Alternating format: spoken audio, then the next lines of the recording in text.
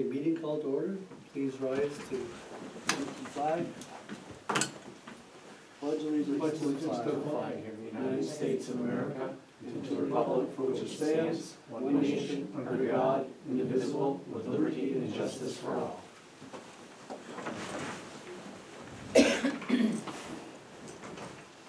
Roll call of members, please. Councilmember Moore. Aye. Councilmember Hunter. Aye. Councilmember Southwick. Here. Councilmember Bori. Here. Supervisor Champlain. Here, thank you.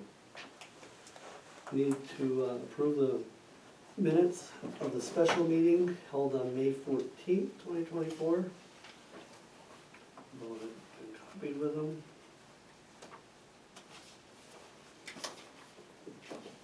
I'll make a motion to approve the minutes from May 14th. I'll second. Thank you. Any discussion? No omissions or changes needed? Thank you. All in favor? Aye. Any opposed? Motion carries. Presentations of petitions, communications, and general question period for members of the community. And we normally ask to please try to limit it to 5 minutes. I know you have a presentation and you're probably over that, so. It was stated to me ahead of time. I'm fine with it, if the board is fine. Sure. All right, yeah, I was in a bit panic there for a second. I was probably get your blood pressure up. Yeah, right, so we gotta make that reconnection again. You know how, Tom, or each time what you do with that? What happened? I don't know, every time we're not making action that we disconnect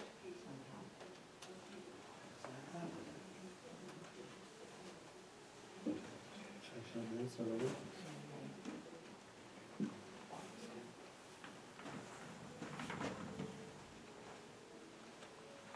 Well, thank you for having me here. Please state your name. Yeah, so my name is Rebecca Boer-West, some know me as Becky as well. Janet McPetrick had referred me to come and present to you regarding an opportunity that a team of us are bringing to our area, and then more specifically, I would like to bring it to my hometown of Champlain and the surrounding area of Rouse's Point as well. And it is called Cycling Without Age.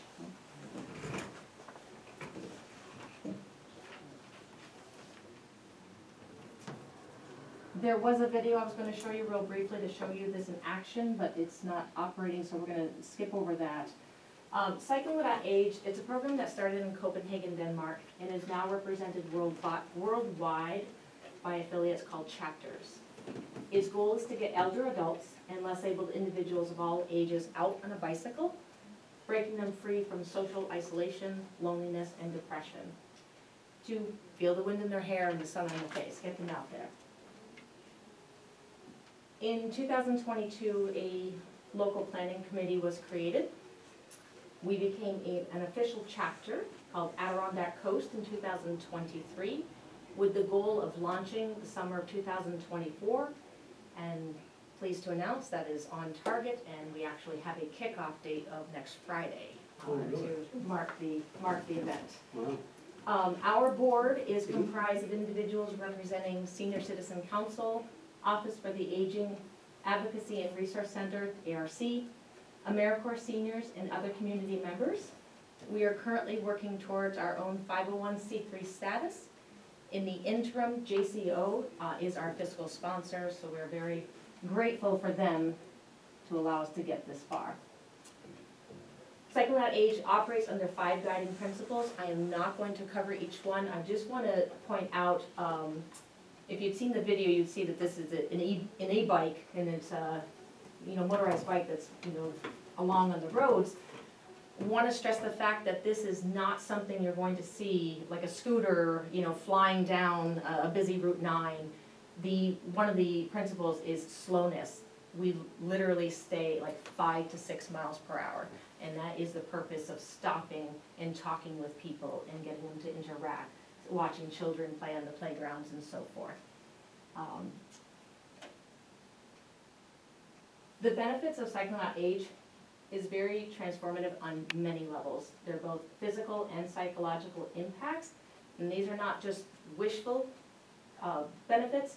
These are documented studies that already show this. For the passengers, it's a new sense of purpose and freedom. It helps them to feel part of society, less social isolation and depression. For the pilots, those are the ones who are driving the trishaws. Fulfillment by giving back to their own community and improvement to their own health. For the community, it promotes volunteerism, fosters intergenerational relationships, reduces ageism and stereotypes, and enriches the community as a whole. The trishaws, I don't know if you can see these clearly, but there's all different types of models. They are e-assisted bikes that hold up to 2 passengers in the front and the pilot in the back. There's a particular model here we do not have yet, but just to show that there's other models out there. The one on the bottom right, they make one that will actually hold a wheelchair. So for someone who cannot physically be put in a regular trishaw, we can put the actual wheelchair on the platform. That's on our wish list. So there's endless possibilities. The cost.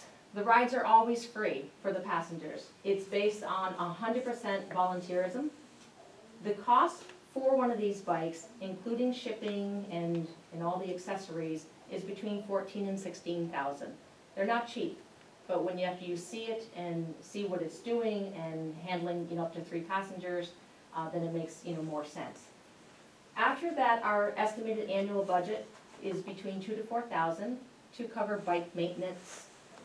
Insurance is the biggest thing, liability insurance, background checks. All of our volunteers, pilot volunteers are background checked, training materials, and so forth. And of course, the more bikes we would have, that would increase slightly. So we do have our first trishaw. This is, they call the trial bike taxi model. And we have been out there. These are actually local people. So you can already see the smiles on this little boy here, and the picture on the right is a grandfather, granddaughter getting out and sharing some time together. So it's been fantastic. So the logistics, storage. Where do we house these trishaws when we get them? Our first one is actually stored at ARC. They happen to have a vacant building, and they cleaned it out. It's great. It's absolutely great. From there, always ask the question of how do we get the people to these bikes, or vice versa. So there's 3 ways. Our first bike is being housed at ARC. From there, we can access all of that community that is close by the ARC building on New York Road in near the old base. Mhm. So we can access all the community there, and there's actually a senior retirement community, in that area. So we can go to people's homes if they are within safe pedaling distance. We're able to access Lake Forest, Pine Harbor, so facilities. From that location, we're able to access the Victory Place. So from driving distance, if you will, we have a wide range that we can service. People that don't live around there, we can ask them to meet us at a location.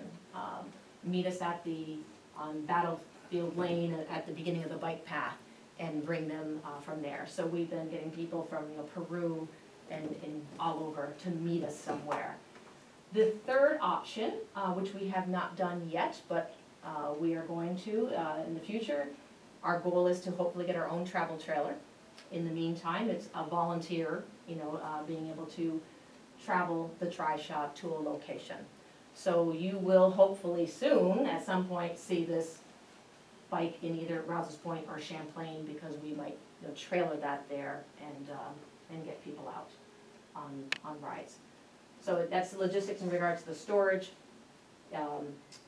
It could be somebody's personal garage, really. It all depends on where we plan to expand and go from here. What goes into a ride? A lot. People just see the pilots, but behind the scenes there is a lot that is going on. Not going to dive into all of these, but that slide is just there to, really to encourage, let people know that there's volunteer opportunities, for a lot of people. There's a place for everyone if they would like to get involved. So how can you help? Why am I here? I'm here to let Champlain know that we're coming. We want to be here. When that will happen, don't know. At this point, I mean, we are just starting. But I wanted to bring it to your attention, so that when it comes that if a bike path is being built or considered, or being repaired, that to keep us in mind. The existing trishaw that we have is 42 inches wide. I've already walked the path from Champlain to Rouse's Point. We are pretty good up until at Northeastern. Wouldn't be able to cross onto that path where the gazebo is. Does that make sense on the? Because of the width of the, Yes, the barriers? barriers, yes. On the bike path itself, it seems like there's a couple of them that, might be a little tight, but it looks, until I get there with the trishaw to test it. And the other places, not able to get through because it's, not enough width and wouldn't be able to go around because it'd be in a ditch, but, just to keep something like that in mind. That if something is being built or repaired, that, yeah, if we could have just a few more inches to allow us to go through. The widest model that is out there, if we were to get a different model, was 46 inches. So just a kind of like an FYI.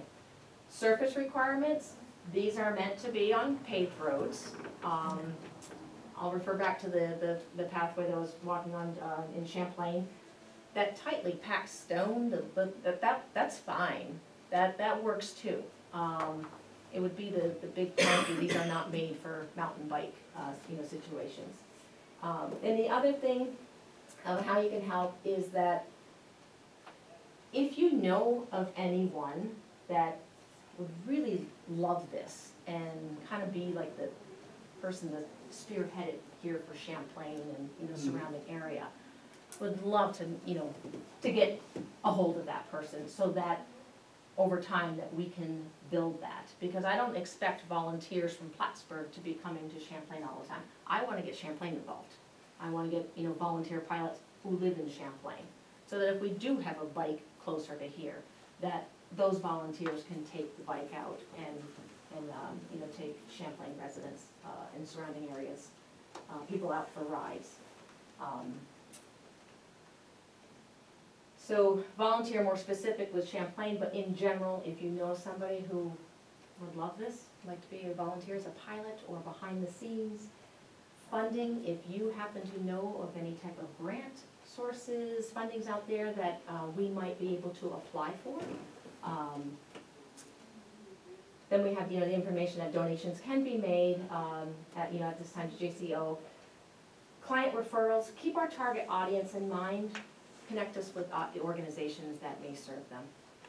And then finally, we do have a Facebook page. We do finally have a website. So look us up, especially the Facebook, and see those pictures and what we've been up to. Is the Facebook page also Cycling Without Age? Yes, it is. Not the web. It's Cycling Without Age Adirondack Coast. So as soon as you put in Adirondack Coast after Cycling Without Age, our local chapter should come up. Okay. If you just leave it at Cycling Without Age, you're going to get the international organization. Our supporters and partners who have gotten us this far, just want to point out, Modern Mechanical, Champlain. Nice. So it takes a lot of behind the scenes work. We requested a kickstand. The trishaw can be can be tippy if someone steps on the front, and so forth. So for added safety and measure, we reached out to the Champlains and at Modern Mechanical, and they made us a kickstand to fit the trishaw. So I just wanted to point that out. Awesome. And that's basically it. And I'm ready for questions and comments and so forth. And but just thank you for allowing me to be here to let you know that we're coming and keep us in mind. It's awesome. Yeah, thank you for presenting it to us. Yes, very informative. It's good to know that this is here and that you're letting our community know, so it's great. Yeah, and one last thing, I was mentioning about the kickoff, Nancy, I've got the sheet. It's quite ironic that it was just a time frame grabbed out of the air of summer of 2024. Someone just brought to my attention that our kickoff date happens to be on the first day of summer. So I was like, well, I'm pretty precise on those target dates. So yeah, that's happening next Friday. We're part of a larger event being held by the police department and CDPHP Insurance, coming from 4 to 7 that evening. Our kickoff or ribbon cutting ceremony is at 3:45. And then there's the other handout, just so that you have our website and contact information. And by all means, reach out with any questions you may have at any time. And I certainly look forward to seeing this trishaw in the Champlain area. All right, Well, thanks for inviting us to this. Excellent. Sounds like fun. thank you so much. Anybody have any questions for Rebecca in regards to the presentation? No? Okay. All right, well, we'll continue to talk about this and get it out more in the community so they're aware, and maybe we can find volunteers. Absolutely. Obviously, you need more funding in order to add a location. Yes. One recommendation I might make is, you know, you always have kids at the high school that are looking for community service. I don't think there's an age restriction, is there, in terms of That is a good point. At this point, our pilots, we are saying 18 and older. 18 and older? So there could be some seniors. Yeah.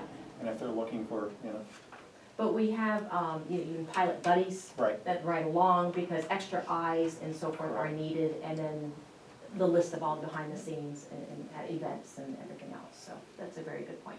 Do you have a training program set up for your pilots? We do. We do.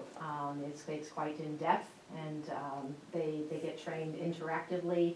There's a handbook that they have to read, there's videos that they have to watch, and then they get hands-on training on the trishaw. And then they practice on their own for as long as they need to, you know, to feel, you know, very comfortable and confident before they take someone out. And they only go on the actual courses that you have already approved, correct? Yes, and then they can come up with a safe route themselves. So we're in the development of those safe routes, and so as pilots, you know, go out, we always ask them to go out with maybe their own bike first, or maybe an empty trishaw first, and to make sure that it is safe, checking out the time of the day, traffic, and so forth. Most of the time it's on, you know, bike paths, but still even just riding around the oval, that sometimes it's, you know, busier than others. So we ask them to pre-plan it. We never have them go and bring somebody blindly on a you know, looked at and route. So you've done a lot of work in the last couple of years. Yes, there's I don't stand alone, there's a lot of a team organization. of us, that's for sure, and, but, it's been a great, team of people to, bring this to this point, so we could not be happier, and we'll celebrate on Friday next week and continue to bring this opportunity to others. Wonderful. Excellent, thank you, Well, thank you. Thank you. Thank you very much. have a good night. Thank you.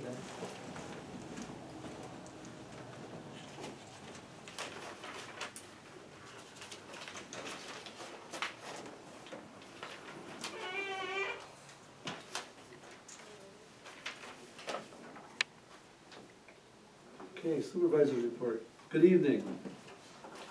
Congratulations to the classes of 2024 at Northeastern Central, Clinton Central School and Shazy Central School.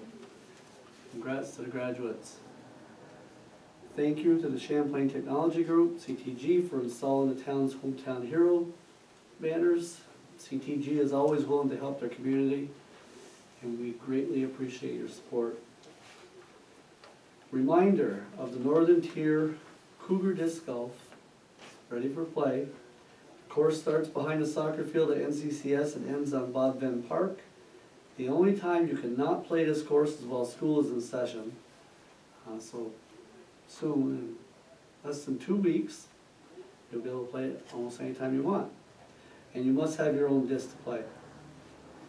St. Mary's 55th Annual Bazaar, held on Memorial Day weekend, was very well attended and the weather was perfect. Thank you to the organizers and workers for this wonderful community event. It was quite busy.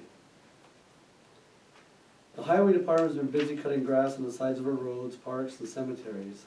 The paving of 3 roads in the town is scheduled for sometime in the next couple of weeks. Therefore, they will be busy preparing the roads for the paving this week. Please slow down, move over, and use caution for the safety of the men working and your own. We apologize for any inconveniences that this is a result of necessary road work. The informational session hosted by the Office of the Aging here at the town office, June 6th, was well attended. And there will be another informational session with rule of law for seniors, legal matters here on August 20th at 12 noon. So that's here at the town hall. At our recent leadership meeting, we discussed the following topics. We're planning another fun run on the rec trail starting at Bob Venn Park, connecting Rouse's Point and the village of Champlain. Last fall, we held our first event for Halloween, and it was fairly well attended. This year, we may try to have it a little earlier, before the cross-country teams are scheduled to compete. Specifics and dates are to be determined. Proceeds will again go toward the joint outdoor fitness center we hope to have for Bob Venn Park, either late this year or next year. We are planning our Putin Challenge once again. Although we have decided to run this event for 2 months this year to allow for more time to complete the passports. Putin Challenge is July 1st through August 31st. T-shirts will be awarded to participants who visit at least 4 out of the 6 restaurants. Each visit must be validated by the restaurant. Participating restaurants are Borderview Grocery, North Country Golf Club Grill, Sandy's Deli, Gino's Pizza, Best Friends Diner, and Frenchie's. I attended the ARC annual meeting and awards banquet this month, and this was their 70-year anniversary. Congratulations to the ARC. This again was a very inspiring event. I was awed at the so very compassionate staff of this great organization. The support and benefits that clients and residents receive by their caregivers is astounding. We are so fortunate to have this great organization in our region for the last 70 years. It's amazing. And some of the board members have been there forever. It's amazing. And it's because of their passion. I also attended the housing symposium. Rick, did you prepare anything on that? I do have some. Okay, so I'm gonna let Rick report on that. It was a very, very good meeting. We got a lot of great information. And now we just have to get to work and see if we can start leveraging some of it. Report on projects. The Cardin Road Bridge, construction is underway. Please be aware of the equipment and workers when traveling on Dubois Road during this project. The expected completion time frame is still early fall, dependent on the weather, of course. Comprehensive plan revisions. The Comprehensive Planning Committee will be meeting June 26th. These committee meetings are closed meetings, however, there will be open public meetings held periodically throughout the process to gain feedback from the community. The project timelines, the meeting minutes, and general information on the comp plan are available through a link on our website. Please visit our website periodically to keep informed.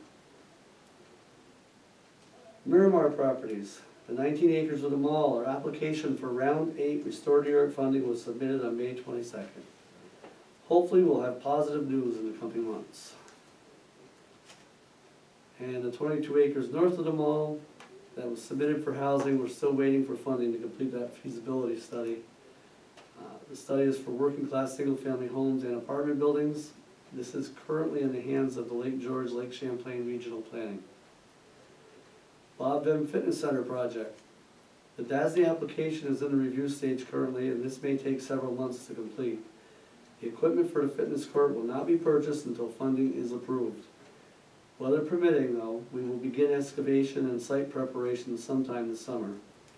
If the funding is granted before fall, installation could begin this year.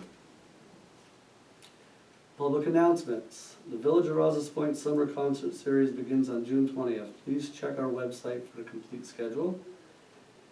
And the Village of Rouse's Point is holding their village-wide yard sale on Saturday, June 22nd. And the village, I'm sure Jason will report more on this. The Village of Rouse's Point's 4th of July Stars and Stripes celebration is being held Friday, June 28th through Sunday, 30th, with many events scheduled each day, and the American Vibes themed street parade is Sunday, June 30th at 6:30 p.m. The Village of Champlain Summer Concert Series begins on July 10th. Please check our website for a complete schedule. There are food trucks scheduled with each of the events. Clinton County Museum Days are scheduled for June 15th and 16th. That's just coming up next weekend. Please come and visit the Samuel D. Champlain History Center and enjoy the wonderful exhibits. The hours are 10 a.m. through 4 p.m. each day. And note, they are also looking for volunteers to help. If interested, call 518-298-1609. And again, this is the Clinton County Museum Day, so visit all museums within the county. There's many of them. Free of charge. It's free admission. And it's free admission, that's right. Very educational. Please visit our website and Facebook page for more information on events going on around the town. And we have mosquito dump kits available, so please come in if you'd like some help to control the mosquito season since it's here. The town would like to appoint more alternates to the Zoning Board of Appeals and the Planning Board. Please consider serving the town in this capacity, as we need talented citizens of this township to become involved and assist us in moving forward. Please contact me if you have any interest for more details. Please know I'm in my office every weekday from 9:45 to 1. Please feel free to stop in. I'll be happy to discuss the town's projects and objectives with you. My door is always open, but it may be best to call first, as there are many appointments and meetings that fill my schedule. And thank you to all veterans and active military men and women for your service. Also, thank you to all first responders, both paid and volunteer, of our EMS and fire departments, and our police officers for your dedication to your community. Thank you.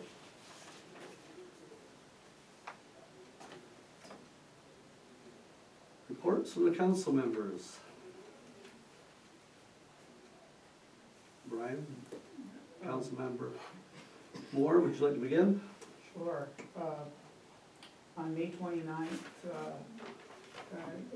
webinar with the U.S. Department of Transportation on grant funding for elimination of railroad crossings. Mm-hmm. And they're supposed to send the information that we had discussed to the follow-up. I haven't seen it yet, but. The slide presentation was sent out, because I reviewed that. Okay, then that's what they were promising to do. It doesn't look like, I mean, just off the top of my head, there isn't any dangerous railroad crossing that we could apply for the funding. A lot of the preparation, like hiring the engineers, doing surveys, the studies, all that, are up to the town to do. And then there's only so much they cover. And Essentially, isn't it either for elimination of it You wanna or eliminate. closure of it? right, yes. And that doesn't, I know, I mean, I was there are- disappointed, it doesn't really fit our needs. That's what I said. I mean, there are ways you could do it, but I mean, you really have to prove your case, and I don't know how we prove our case as we have a super dangerous, they said like you can, people jumping on the cars and jumping off, or trying to cross the tracks between the trains, and, you know, running the Gates, maybe? gates for railroad crossing, you know, and you have a serious a persistent problem, you know, and it's like, so, I mean, I don't even know if we qualify anyway. Even to eliminate a crossing, you have to prove that it's dangerous, they said, take videos. I know, so at the top of my head, I couldn't think of one that could possibly need to be, or, you know, be eliminated. I thought it was more for funding to possibly help enhance them, you know. To improve traffic flow. Yeah, Yeah, it's, and it wasn't. no, well, the name is, the, funding for the new railroad crossing elimination program, that's the official title, and so that kind of gives it away, that Yeah, there's not much wiggle room there. But I did watch it, did get some good information, unfortunately, it doesn't pertain to us. That I could see, I mean, Right. you look at some of the stuff, and, it's, I agree. Still working on the trees that we planted, putting up the, not netting, but For rabbits, yeah, screen, screening, yes. Yeah, have they potted the trees at all yet? no, not yet. Okay. I mean, I think it's when they start getting hungry or, Like late yeah, fall or winter, yeah. yeah. Or when their habitat, like farmer's field disturbs them or something. Mm-hmm.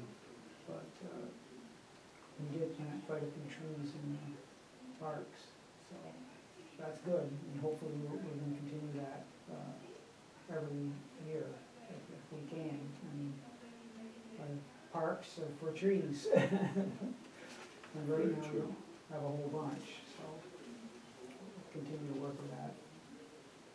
Tom is there too, when we planted, so that was good. And that's all I have to report. And in regards to trees, I'll just add real quick that I had donated to the Arbor Foundation, and the trees finally came in like a week ago. Oh, those are the little ones, or? They're little, Yeah. God, they're little. So I planted them in my garden, Hmm. and we'll see if we can nurture them And transport to something decent size in the next year or so, or if they even make it. Yeah, They yeah. got big warning on the packages, these trees are dormant, they're not dead, boy, they look dead. Of course, just my luck, they got delivered on a weekend when we were gone, so they sat on the step as well, in the heat. Well, who knows?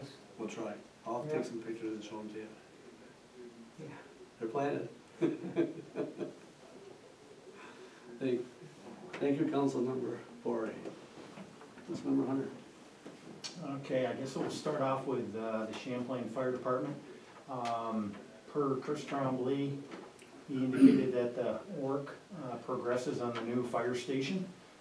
The dry hydrant at Point of Fair, the extra length of pipe was repaired by the Champlain Fire Department and some divers who volunteered their time. We want to thank Bill Aubry and Scott Blondo. So this hydrant is now fully functional. They are awaiting Clinton County Highway direction in terms of painting the Stetson Road Bridge, and then the CFD will install the new swing hydrant. All other dry hydrants in the town will be inspected by the divers, hopefully over the next few weeks. So that's pertaining to the Champlain Fire Department. Yep. In terms of Rouse's Point, there's a number of things that I have. First is the 11th season of the Farmers Market in Rouse's Point will be starting on the 14th of June and progressing through the 13th of September. Every Friday from 3 to 6 p.m. At 144 Lake Street. They are encouraging volunteers. If you're interested in becoming involved as a volunteer, you can either pick up a vendor packet at the library, or you can actually email Rouse's Point Farmers Market at gmail.com. Tom already talked about the RP Champlain Historical Society, so I won't mention that. The Village of Rouse's Point board meetings, just so that everybody is aware, are on the first and third Mondays of the month at 7 o'clock. The next upcoming meeting is on the 17th of June at 7 p.m. They are open to the public, and that is at Halsted Hall. Also on June 20th, it is Juneteenth. The village offices will be closed, so they will be opening on the following day, so please be aware of that if you are a resident. On the 19th. 19th, yes, sorry, yes. Also, the town of Rouse, or Village of Rouse's Point's village-wide garage sale is scheduled for Saturday and Sunday, June 22nd and 23rd.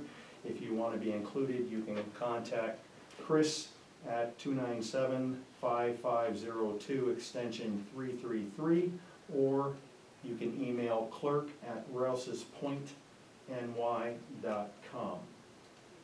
Also, the North Country Skating Club will be holding a pickleball tournament on June 29th at the Rouse's Point Civic Center. It is $40 per team. If you are interested, contact Elizabeth Roberts at 518-578-7170. And let's not forget, as we approach our Stars and Stripes on the Lake, that the Rouse's Point Fire Department will be holding their annual chicken barbecue that will begin at noon on the 30th of June. I know Tom had mentioned the Samuel D. Champlain Center stage in terms of events, but I want to just mention the first one because it's right around the corner on June 20th. Last Call, a variety of famous tunes will be performing, and then if you're interested in future events, which I'll go all the way through August 15th, as Tom indicated, you can kind of take a look at the town's website, also the village's website for that information.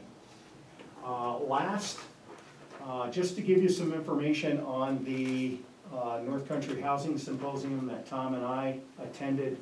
I kind of took the summary that maybe some of you had seen out in the Sun publication, but the Lake Champlain, Lake George Regional Planning Board presented its comprehensive housing study and strategy on April 19th in Westport, and a lot of the same information was presented to Tom and I at the meeting in May.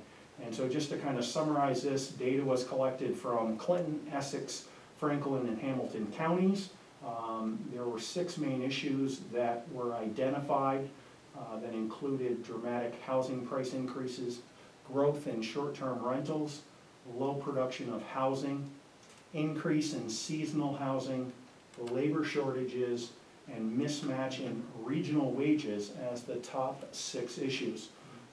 They did a survey, and 82% of the respondents rated a lack of available quality rentals as the most critical housing issue. 82% also rated prices as not affordable to live and work there as the most critical issue, and 67% rated lack of quality housing for sale as the most critical issue. There were information that was found in the survey that 20,100 housing interventions needed in the region will need to take place. Housing interventions are assistance programs through HUD Section 8, like vouchers, housing subsidies, emergency shelters, transitional housing, and permanent supportive housing. The largest group in need of housing are cost-burdened households. That particular number, and I have the statistic here, is that 45% face a housing burden in these counties. Also, the survey found that there is a significant gap between how much an affordable home should cost based upon median income and the actual median sale price. In Clinton County, the actual median sale price is $32,608 higher than affordable home should cost based upon median income. They also use data to determine how many workforce housing units each county will need over the next 10 years. And in Clinton County, that number is 4,582. They took a look at 10 different initiatives, and these particular factors are needed to be considered when we're identifying with how to handle housing shortage. The first one is to support and grow the capacity of existing and emerging North Country housing organizations. This refers to land banks as well as nonprofits. 3 of the counties have so far submitted land bank applications. Clinton County is not one of those. Number 2 is to realign workforce housing zone. This means to try to become much more creative with our zoning and, for example, offering incentives for inclusionary housing and denser developments. The third is to build local, creating an ecosystem for in-region modular construction and workforce training. Develop a workforce alongside housing development. The fourth is support workforce housing development through the Adirondack Park Agency and the Adirondack Park Agency Act. That does not pertain to us per se. Number 5 is to work local, live local, and to focus on alternative pathways to home ownership like co-ops and rent to own. Number 6 is transition housing from retired workers to current workers, and this means rehabilitating existing homes and building new facilities for seniors to live in, and then connecting them with local working people to buy their houses. Number 7 is the rebalance of the region's housing by creating more long-term rentals. This would mean registering short-term rentals and rent-to-local programs, a North Country home sharing program, and a revolving loan fund to support rehabilitating second and third story units. Number 8 is to engage employers in regional housing solutions, which would mean connecting employers with housing projects. The 9th is to stabilize, rehabilitate, and modernize existing housing. And this, of course, would ensure that the existing housing would be maintained by providing funding for rental owners and also for our code enforcement. And number 10 is to establish a framework for long-term success.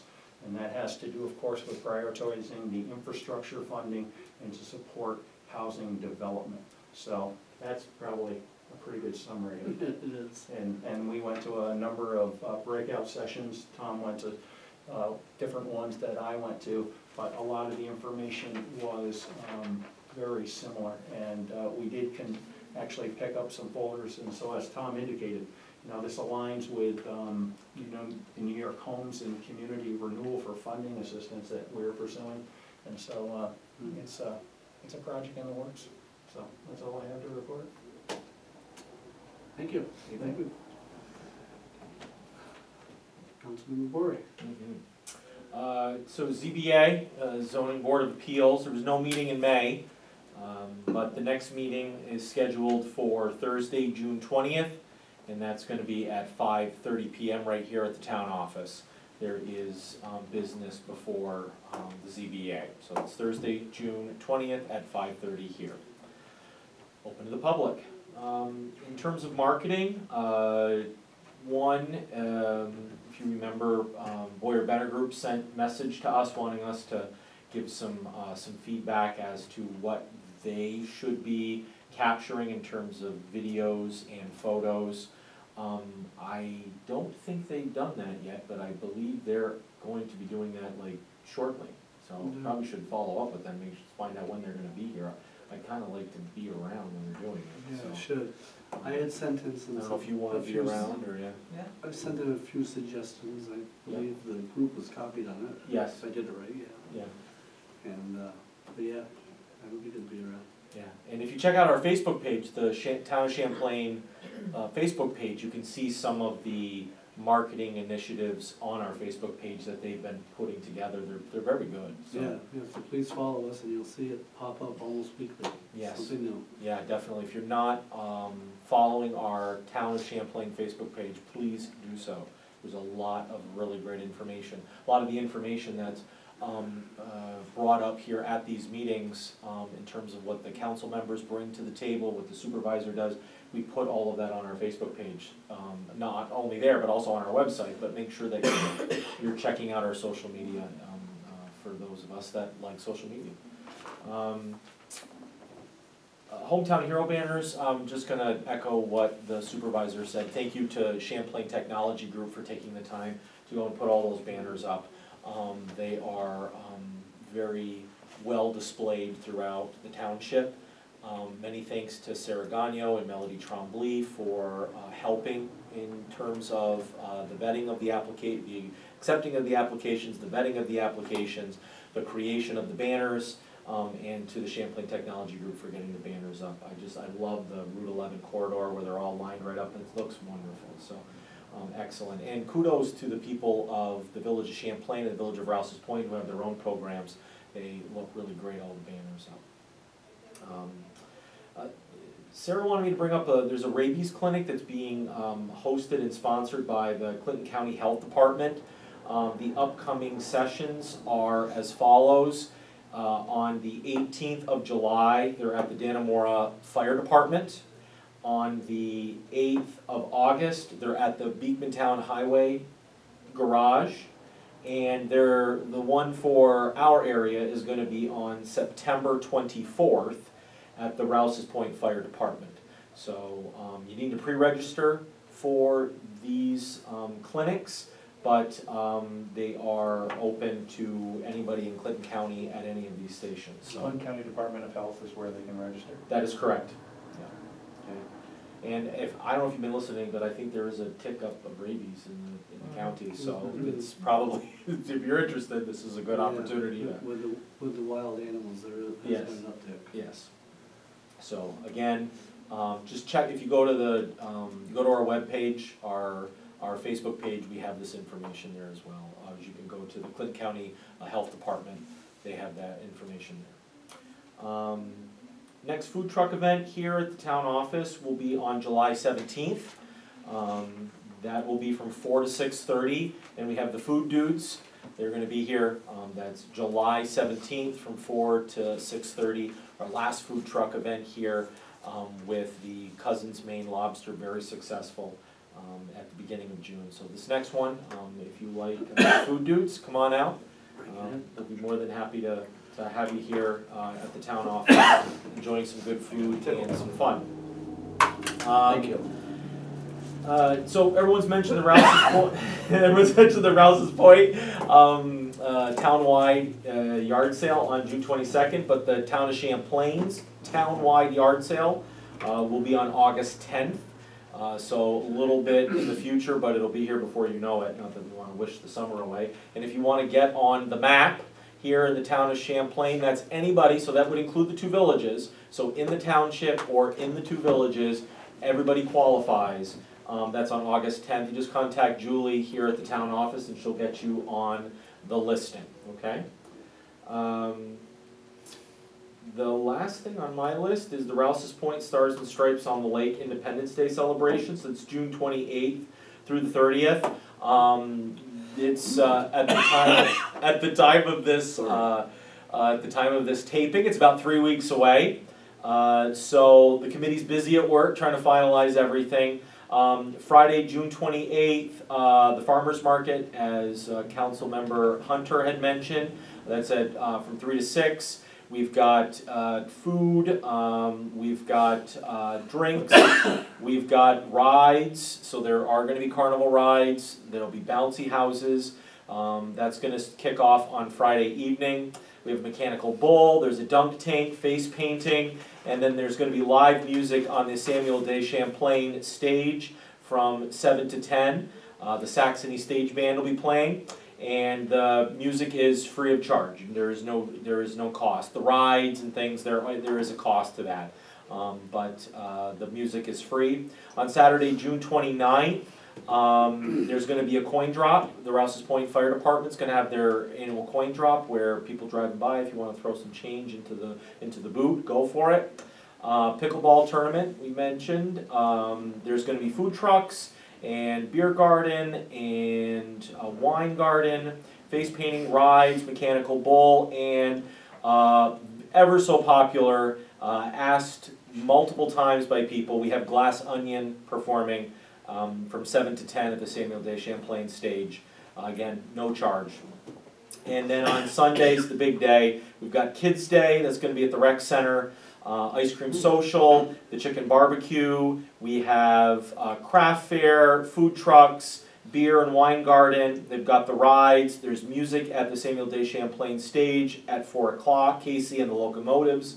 And then we have our huge American Vibes themed street parade starting at 6:30, goes to the entire village.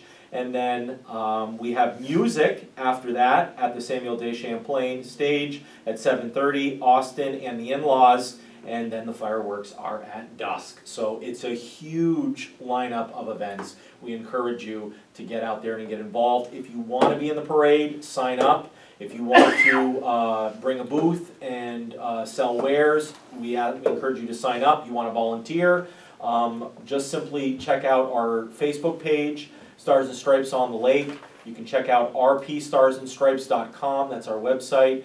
Fill out forms there, there's contact information. We'll be more than happy to answer any questions that you have. So ends the report. Thank you, and sorry for the interruption. That's okay. The pollen has wreaked havoc on me, and I was probably a minute too late getting a top drop in. Thank you. Yeah, Thanks, and, Cory. yeah. I should also mention that the committee is also very grateful to all of the sponsors for this year's event. So everybody that has sponsored, no contribution is too little. So everybody, all the businesses, municipalities, thank you so much for everything. It's very, very helpful. Well, thank you for all the work that you and the committee do, because that doesn't get put on its own. It's a huge endeavor. And, yes, we're all looking for volunteers for the committee. It's a year-long process. It's amazing, but it takes to put together a few things. Thank you. Councilmember Southwick. I have to report that the planning board meeting that was scheduled originally on 6/6 was canceled because there was no business before the board, but there is some that will be brought before the board on July 11th, and the community is welcome to come. We'll be here at the town, 5:30. And that's all. Thank you. Okay. Report for the town clerk. You have my monthly report that needs approval.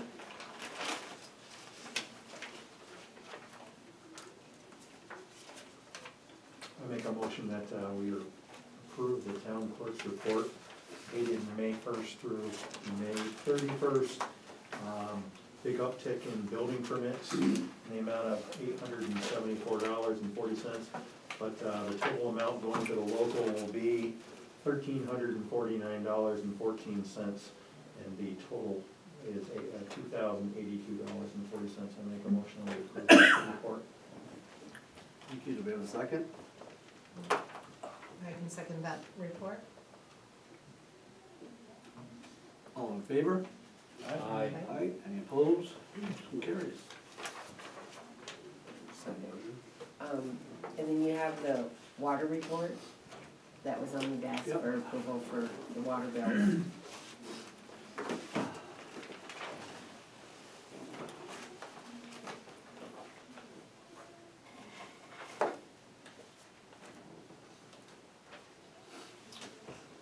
Last question, any changes? No, Okay. just the normal usage.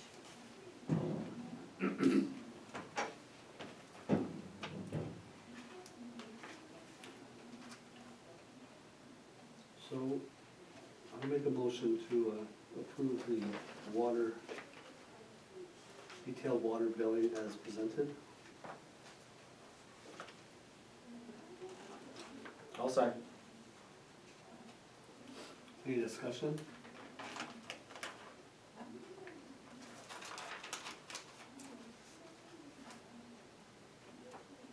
Okay.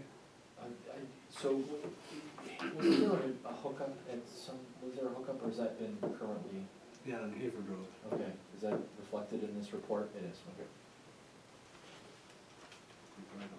application with that, but it's in here somewhere, right? Yeah, there was no usage. No, There but it does is. it Okay. reflect the new account? But Yeah. it's listed, that's Yes. good, that's all. Okay. All right. Any further discussion? All in favor?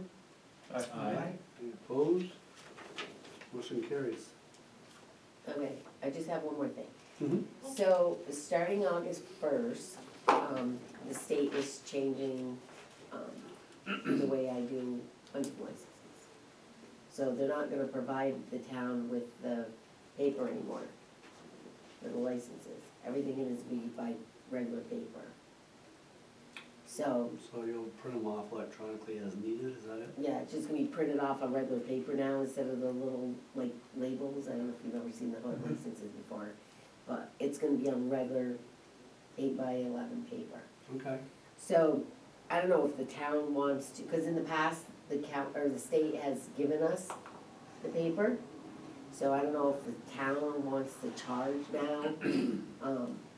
We have a meeting, the town clerks have a meeting next week on the 18th. So I'm not sure what the other municipalities are gonna do. So I'll know more for July meeting, whether or not the town wants to pass something and charge. Do you have an idea in terms of approximately annually, how many hunting licenses that we issue a year? No, but I can get that.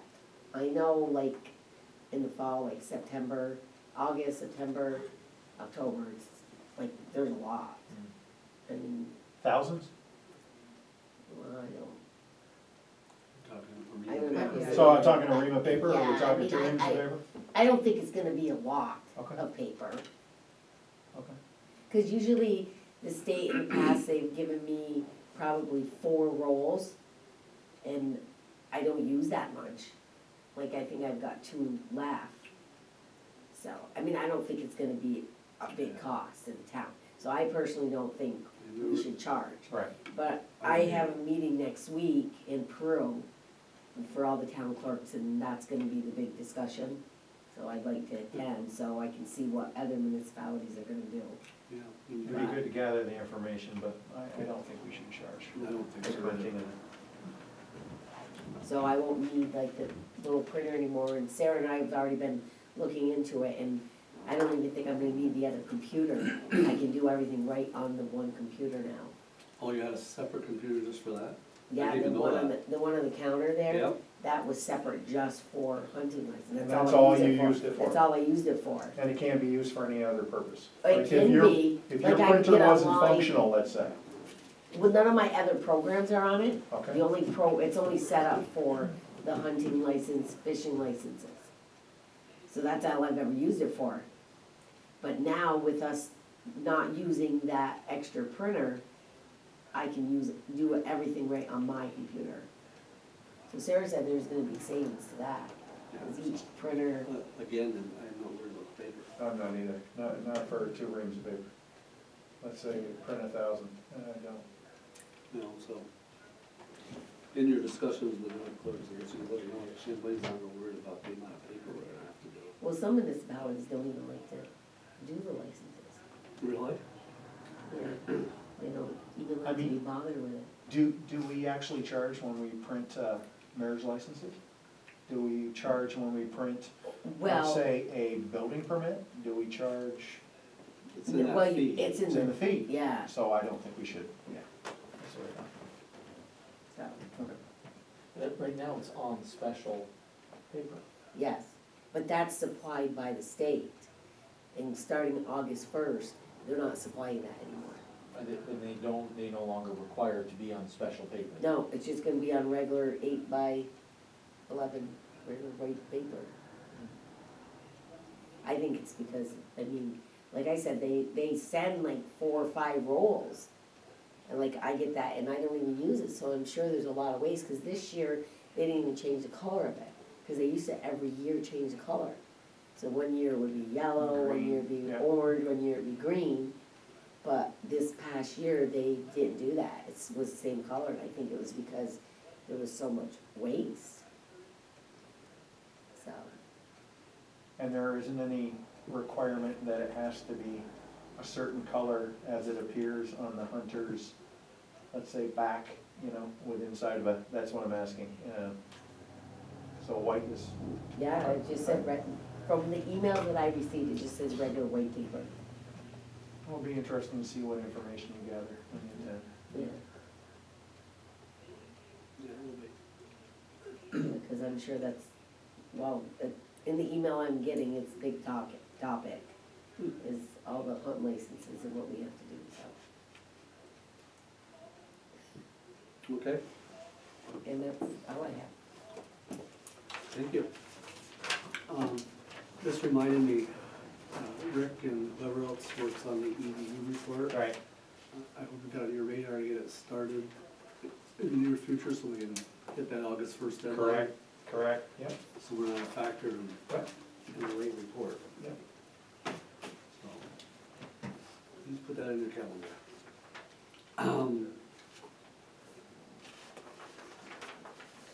Review of the post audit bills. The abstract, we've got that.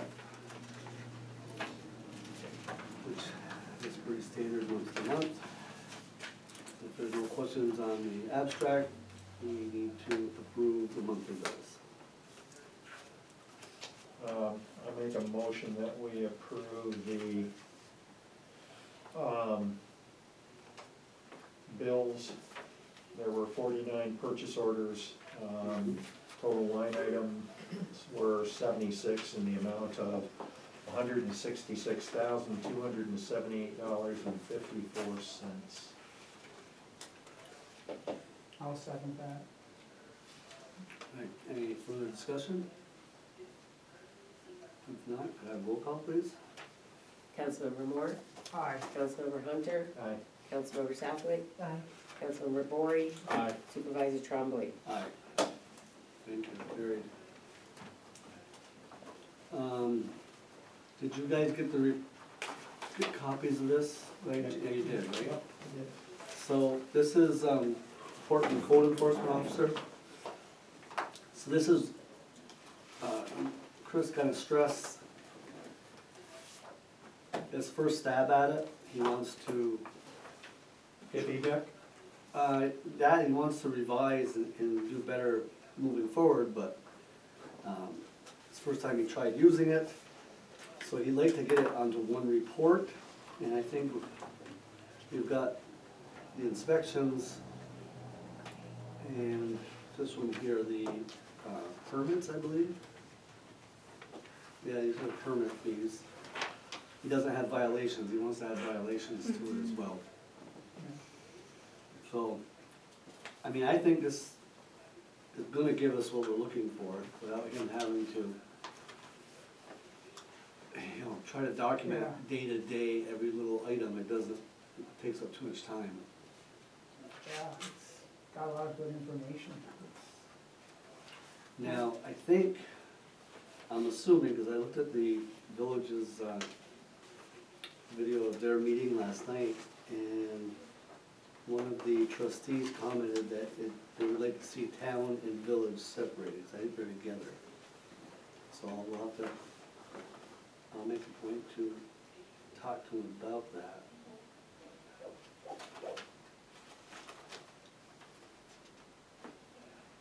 Yeah, yes, there is some village mixed in with it, so it's a total of everything. I don't know if you can separate it or not. Well, it would be hard by putting like just a V or a T. Well, I think what they'd have to do is within the database, they're gonna have to go through each of the residences that are assigned parcels and identify with whether or not they are V or T. And I don't know what that entails. It might be too big. No, I don't think it's I don't think it's a large task. Where it says applicant, wouldn't you put it there? No, I think that's the actual parcel owner Okay. or the individual that's. Maybe the address? No, I don't even think under address, I don't think. I think it almost needs its own separate field. Well, not the, But I think it's easy to do, I just think that initially it's a large project. no, actually not, Yeah. to set it up.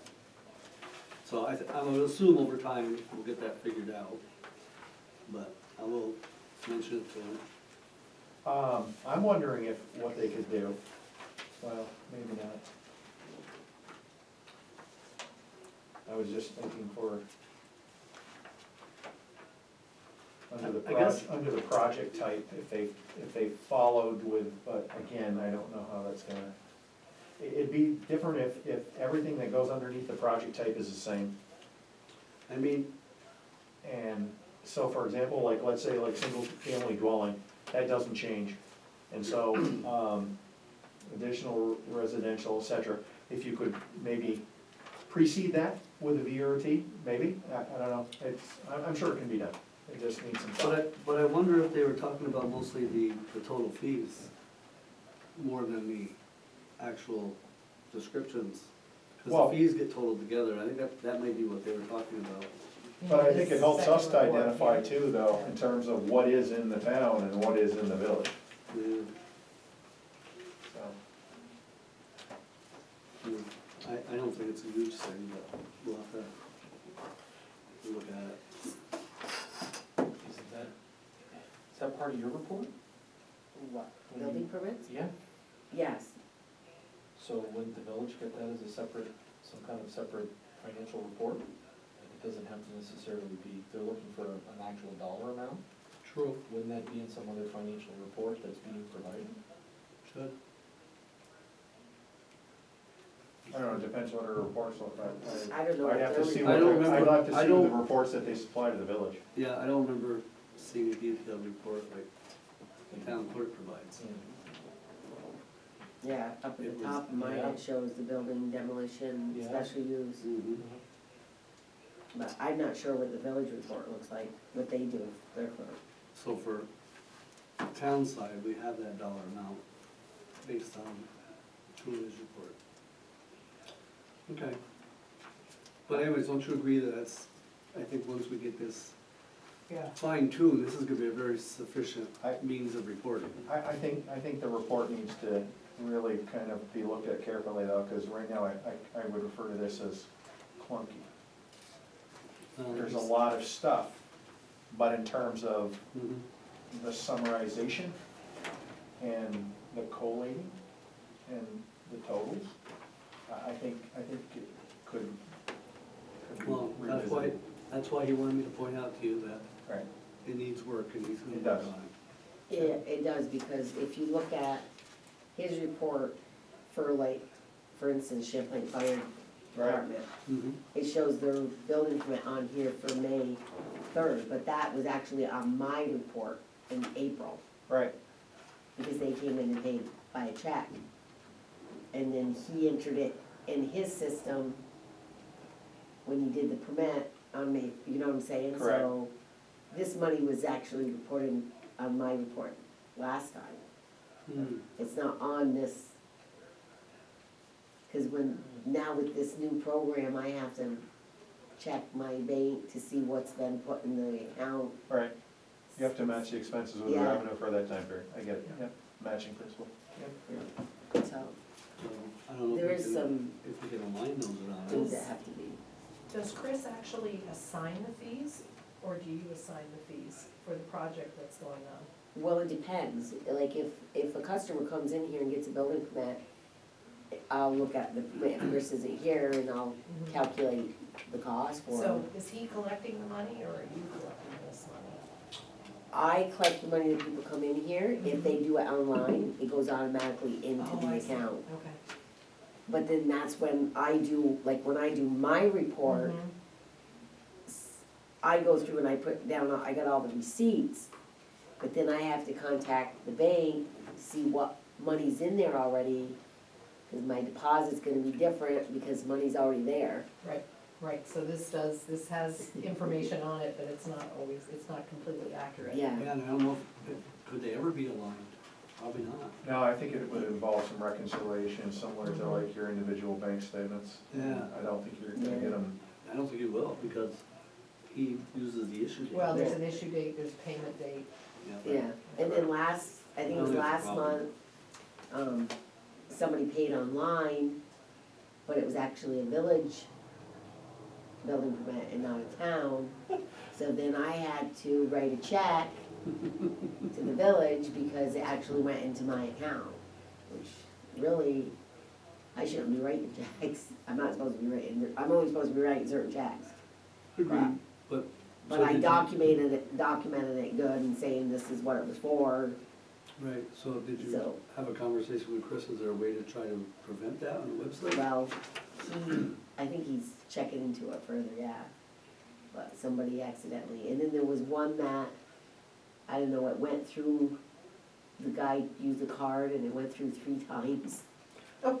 So, yeah, so I thought I was gonna have to send them a refund, but when I actually got, Just the recredit the card. statement, they credited the guy account, That's correct. yeah, so I The didn't have credit card to. company took care of it. Yes, thankfully, because then I would have to write that guy check too. So, I mean, So, it's I it's guess- new, so, It's new, but it's also just a disadvantage of online payment too. yeah, Like we could have the same problem with our water billing, right? yeah. Just, I document stuff good. Good. It's important for audits. Yeah, it's not documented, it didn't happen. Well, it's kind of hard to justify. It's not documented. Well, the one thing I do wanna say about this report, not the report for permits and the money, but the other report, The other report? I like this better than his Yeah, other, it tells us the project number, it tells us what he was doing, Right. it tells us if it passed.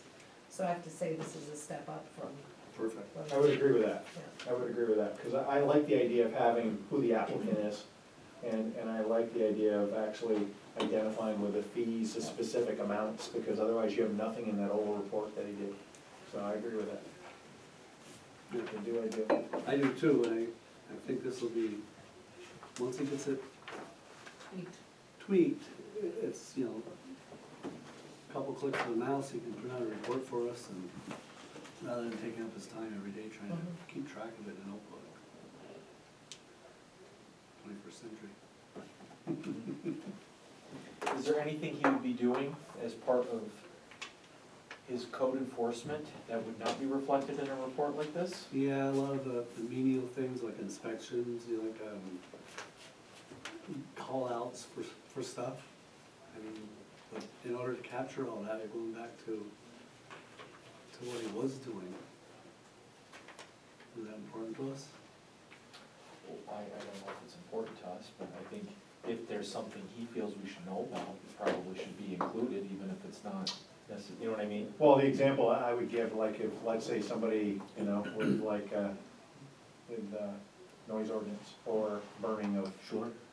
that wouldn't be in this. That's correct. And I think we need to know about those things. Yeah, Okay. Why couldn't it be in this though?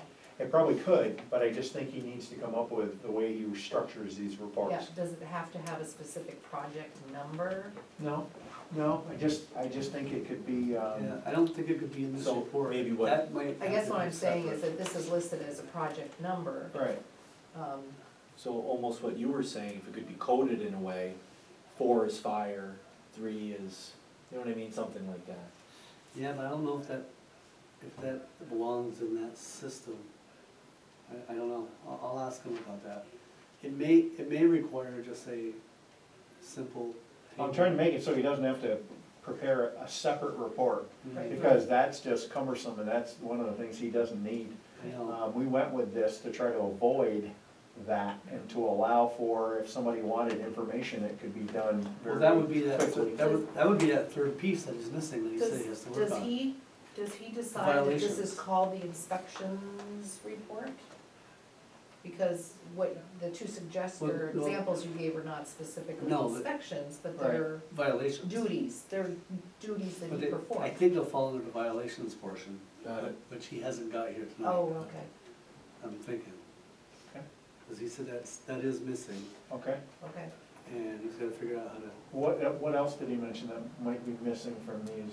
he just said violations, and I think that those examples you just gave would fall in, under violations. So then he would have 3 reports. Correct, which he said he would love to see melded into just one comprehensive report. He just needs more time to, Play with the software. yeah. Yeah. Okay, with a good point, I'll make sure in talking about that, make sure that is gonna be in the violation section. Okay, then we have the monthly dog report from the DCL. As you can see, it's pretty thick. Any questions on them? Hope I don't get answered, but. I don't want that. Hmm? I don't know. I don't think. we I don't got- have that, I that's don't- not in this packet. No. It was sent to us by email, but it Oh. was not provided The in dog this. report? Yeah, Yeah. it wasn't in the agenda, that's right. Correct. No, Sarah maybe sent, because I don't have that. Sarah did send it. Yeah, Yes, Sarah She yes. did, sent it yeah. out, I printed this off today, Oh, sorry. oh, that's all right. Well, do you want me to pass it around so you guys Well, can they have a chance said they to? got it. by Yeah, we email. did, I printed mine we did get an electronic copy, just, yes. The only thing I would share with everyone is,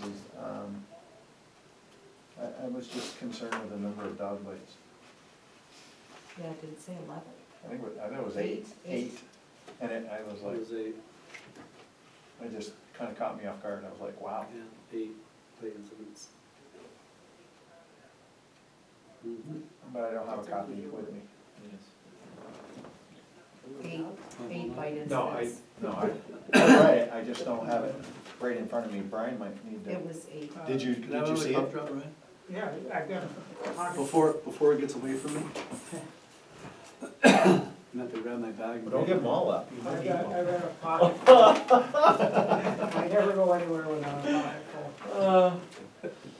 full. I used to do that when I was teaching school, I don't I even. swear it's dry in here, because it starts after. Those kids, they carried everything, I was like, oh You man. notice that? Yeah, Gotta be dry. I think we need a humidifier. I agree, You agree? I agree. Because once I Okay. get in the building,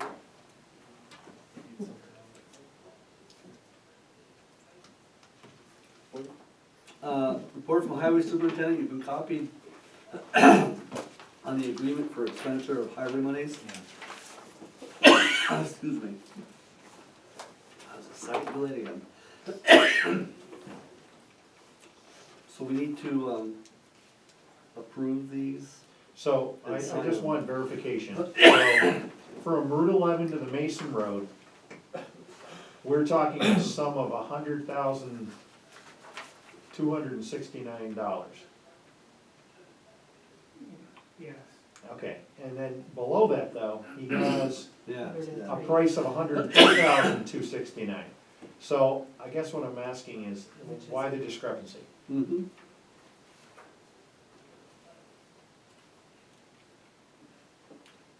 it was written wrong. I don't know, that's why I'm, And that's 1 mile. yeah. Let's see if it adds up even.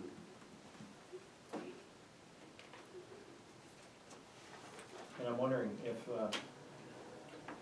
you add the one from the Dubois Road to the Tatro Farm with the one on the Mason, Route 11 to Mason Road, does that come up to $278,077? I don't know, what's that? Let's see. 2. It doesn't come to 2, with No, I the wouldn't think 70, so. with the 72,284 from the Lombard to the. It does with the 100, 269, I think. The 105, the 103, and the 72. And the 284. 277, 746. No, it doesn't add up. I wouldn't think so. Doesn't. It's close. I My got, total came to 278,346. I got 277, 746. So, it's 105. I get 288.46. Once, We got Jesus, Like prices right, higher or lower here? wow. You get the job. 284.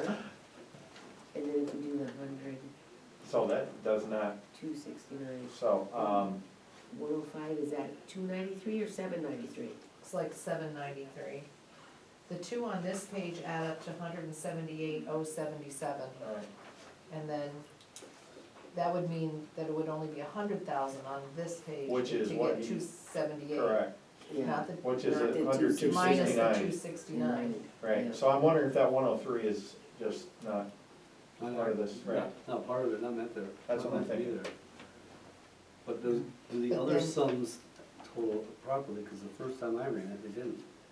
Unless I'm misreading his writing. That's 278,077, right?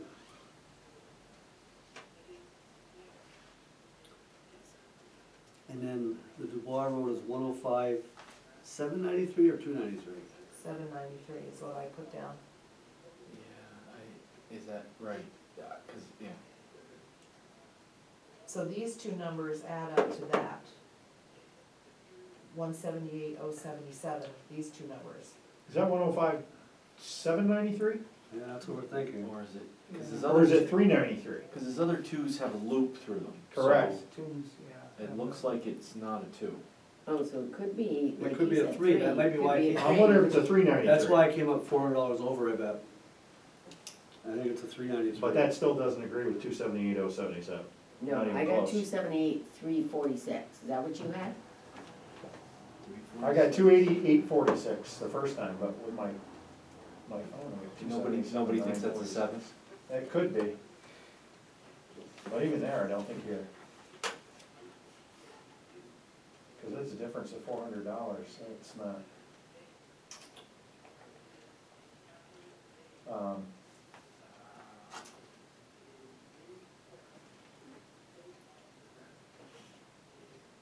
No, if it's 105,793 and 72,284 comes up to 178,077.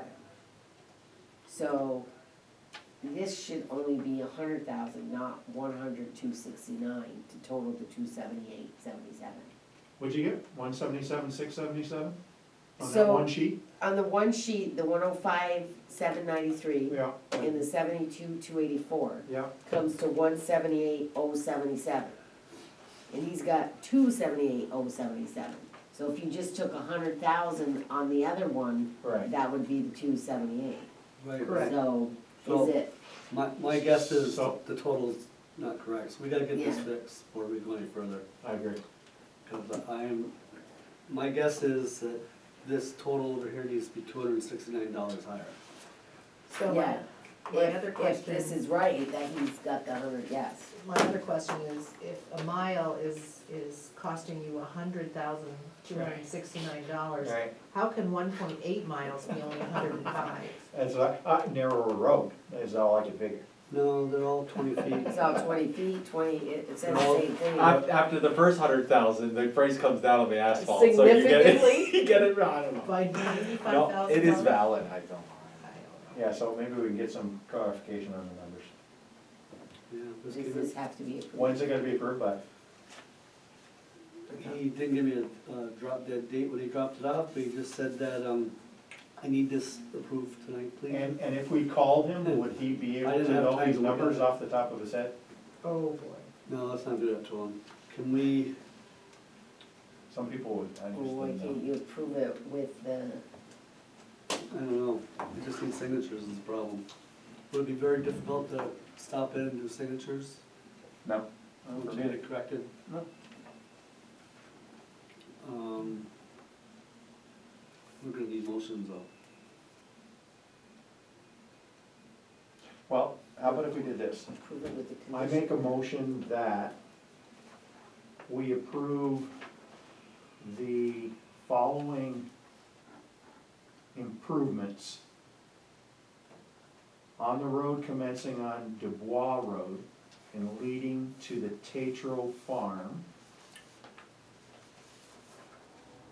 And also on the road commencing at Route 11 and leading to the Mason Road once exact distances and amounts are verified. I would approve this agreement for expenditure for highway monies. I don't know how else to do it without knowing numbers. But we know locations. We know the where. We don't always know the, or we know the who and the what, we don't know the when. Did you wanna include the La Bombard Road in Yes, that? and I would include also the La Bombard Road, which we leading to a dead end, correct. We need Yep. the distance. We need a distance on that And one. I don't know if those distances are right on the other two, 1.8, 1 mile, I don't know.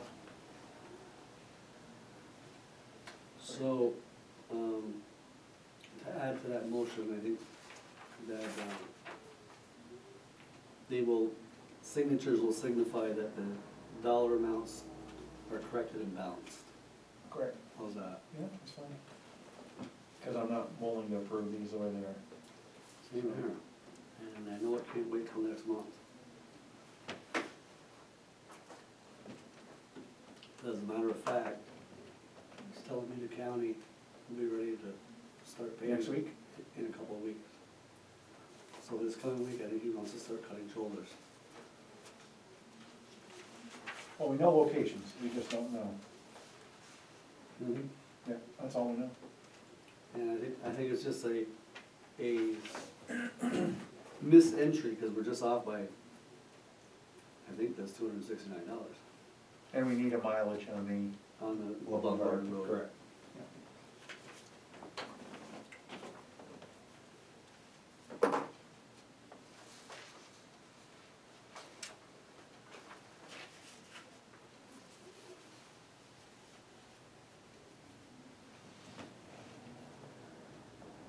So we're gonna have to come in and sign it, because these sheets are gonna be. Yeah, Yeah, to do we're gonna more. we're gonna have to make out new ones. So please, when you come Maybe in to sign, preferably typed, so the numbers are clear. if we could. I don't know if we Or have if it you gave electronically. them, I can write them, neat them. Right. That would work. We did. Okay, so I know this isn't very. we have a motion. If you agree with the way the motion was written, then, Rick made the motion, yeah. need a second.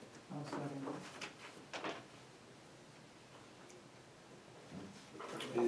And just so you know, this total of 200, okay. We have a first and a second, now we're discussion.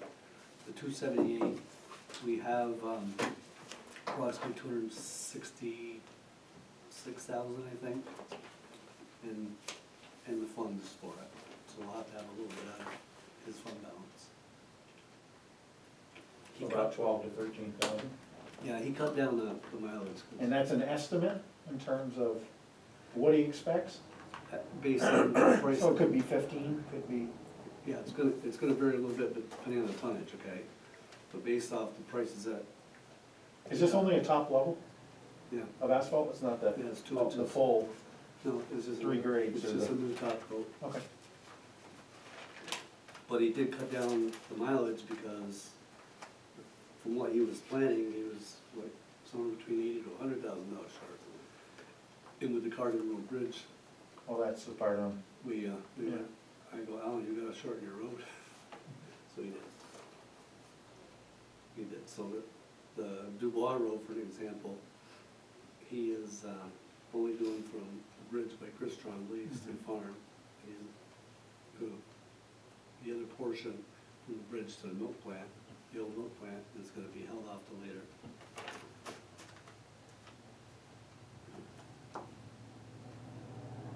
Okay. all in favor, or do we have to do Let's that? do, well, we'll do a roll call because of the dollar amount, which we believe is 278,000 and roughly, I think it's 277 something myself. But we'll approve up to that amount. It's just an estimate anyway, we're just really That's all approving, it is. we're approving, we don't even give the dollar amount, we're just approving the, this agreement. Councilmember Moore, Aye.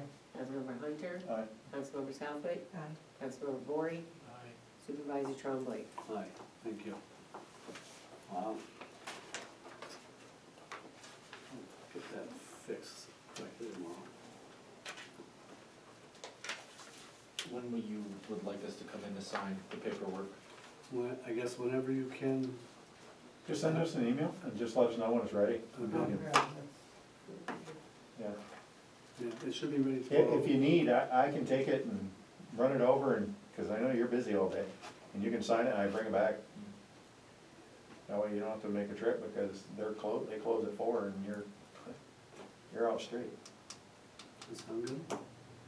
Yeah, I can do it like clear tomorrow, so I can stop in, I gotta leave school. Oh, you do? Okay, so you can do it then? I gotta leave for lunch at 3:30, so I can stop in before I go up there tomorrow. Going up for the remainder of time or just up for No, a just for day? the evening to do comedy. Oh, nice, I can stop in and sign this, okay.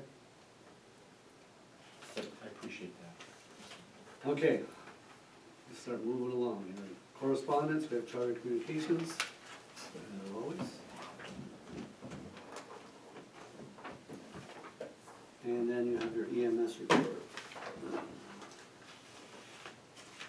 And as you can see, it was, what's the total number of? 148 calls. Yep.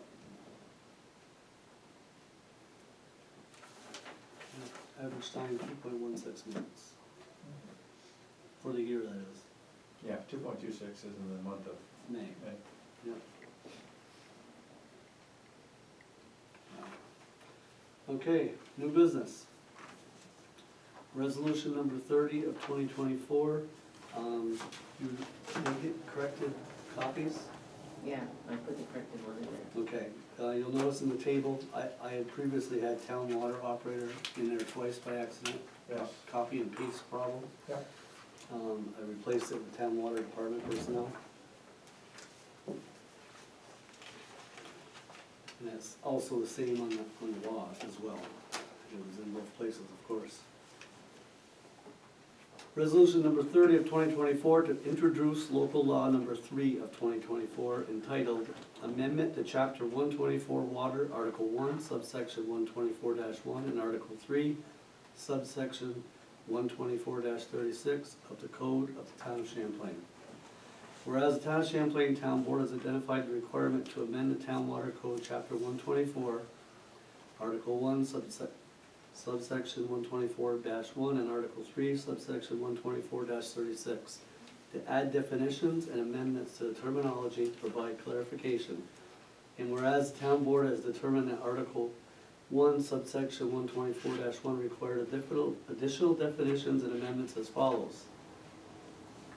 120, subsection 124-1 definitions. Agent, an authorized and qualified employee or official appointed by the town to carry out the duties and functions within the water district defined herein on behalf of the town. Contractor, any person or entity that contracts with the town for work or improvements in the operation or maintenance to be performed within the water district. Town of Champlain, Clinton County, State of New York, and may, as appropriate, being the Town of Champlain acting on behalf of the district. Town Board of the Town of Champlain, Clinton County, New York, acting on behalf of the town or on behalf of the district as appropriate. Water District, Town of Champlain, Clinton County, New York, Water District, providing water service, including water districts as described in Chapter 124. Definitions continued. The following: agent, contractor, duly appointed representative, employee of the town, representative of the water district, town water operator, town officer, town water department personnel, and water purveyor. Throughout the town water code, chapter 124, the definition of these various terms are to be used interchangeably with superintendent of consolidated water district and are intended to have the equivalent or same meaning throughout the chapter. Whereas the town board has determined that Article 3, 124-36 required additional definitions and amendments as follows. 124-36, establishment of rules and definitions. Agent, same as prior. Contractor, same as prior read in 124-1. District, same. Town, same. And town board, the same. And again, the table is identical, listing agent, contractor, duly appointed representative, employee of the town, representative of the water district, town water operator, town officer, town water department personnel, and water purveyor. As in previous subsection, it's the same description. The definition of these various terms have been used interchangeably in the superintendent of the consolidated water district. And whereas the town board is initiating the adoption process, how did that get there? Yeah, that's correct. Initiating the adoption process for subsection 272-A of town law, and now therefore it be resolved, the town board of the town of Champlain does hereby introduce local law number 3 of 2024. Motion to approve, please. Can we have discussion before we approve? We can. Any discussion? I do not believe that in your tables where you identify with the superintendent of consolidated water districts being used interchangeably with one of those terms. Contractors are typically people that are external, that come in, and I'm not so sure that we would consider our superintendent of consolidated water district to be a contractor. No, it could be in the case of, as we said, any person or entity that contracts with the town for work or improvements in the operation or maintenance be performed in the water district. So if we had to install. But he's not contracting separately, is he? Example would be installing a water meter. Instead of having it to be just our water operator, we could contract with either the village of Champlain, for example, or Jolly Works, for example. Jolly Waterworks, Right. for an example. That's why it would be the same, because in places in the code, it doesn't specify either or, it specifies. Right. Yeah. Yeah, that was the only question I had on it, so, Does that make sense? to some degree. I mean, there's places in that code where it uses representative, uses town water operator, it uses. Right, I think the rest are interchangeable, but I just didn't feel that. Well, the reason contractor Right. needs to be is so we have the ability to do that. Right, right.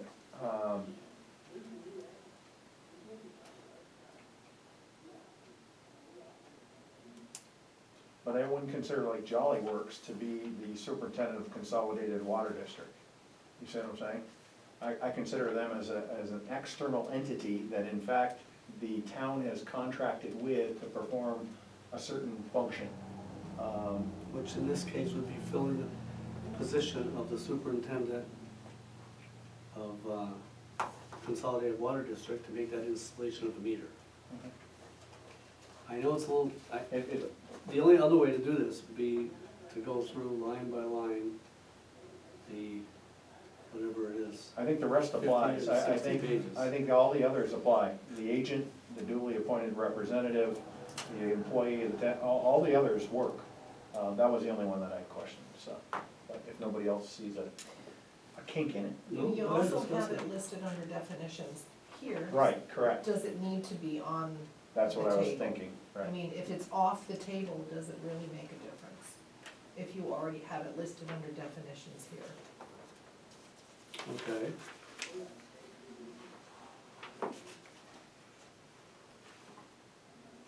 And then you would, So on would your it, second table. under that definition, would that still apply then?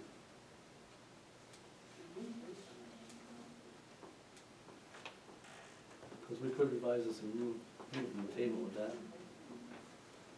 brought to light. Thoughts?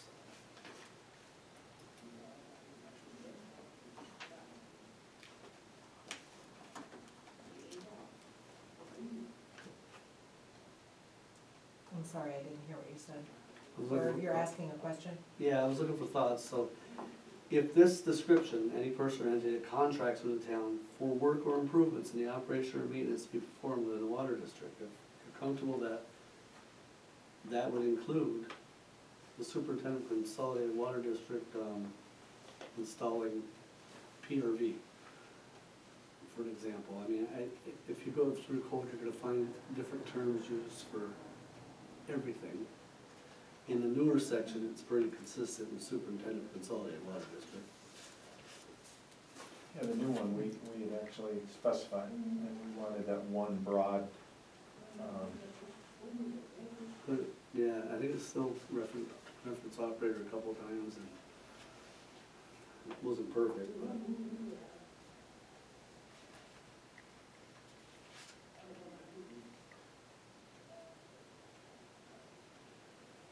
If we're not happy with it, we can table it, and we can bring this back up next month. It's not critical. I guess I'm just trying to look at it from an outside source. If there was ever an issue, whether it be the individual performing the work actually brings legal suit against the town, or if it's somebody that in fact is not an employee of the town, that is actually contracted with the town to perform that service, that brings suit against the town, do we want that within inside of that broad, that word that's all I'm thinking. I don't know, it's just, maybe I'm off. Well, we're gonna end up having to use contract help. Oh, no, I want in the one- word contractor one included, I don't want form- it taken out. Right, but what I'm gonna say, in one form or another, to do duties within that code Right, in probably multiple places, depending on what happens. And it's either gonna be replacing what's currently written as a duly appointed representative, or it might be superintendent of consolidated water district. I think you leave the duly appointed, all I'm saying is that the contractor gets removed and that we leave it as its own separate definition, but that's me.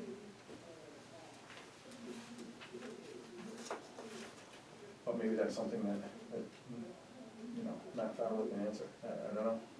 He did review this, he didn't pick up on that. Okay, well, then if he didn't pick up on it, then I'm not too worried, because that's what we were paying for. It's perfect. What's everybody's thoughts, because I can easily take that out.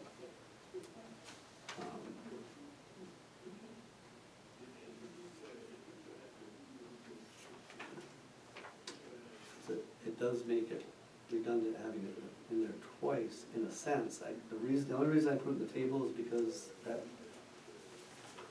contractor may perform a duty, and it's intended to be equivalent, the same meaning.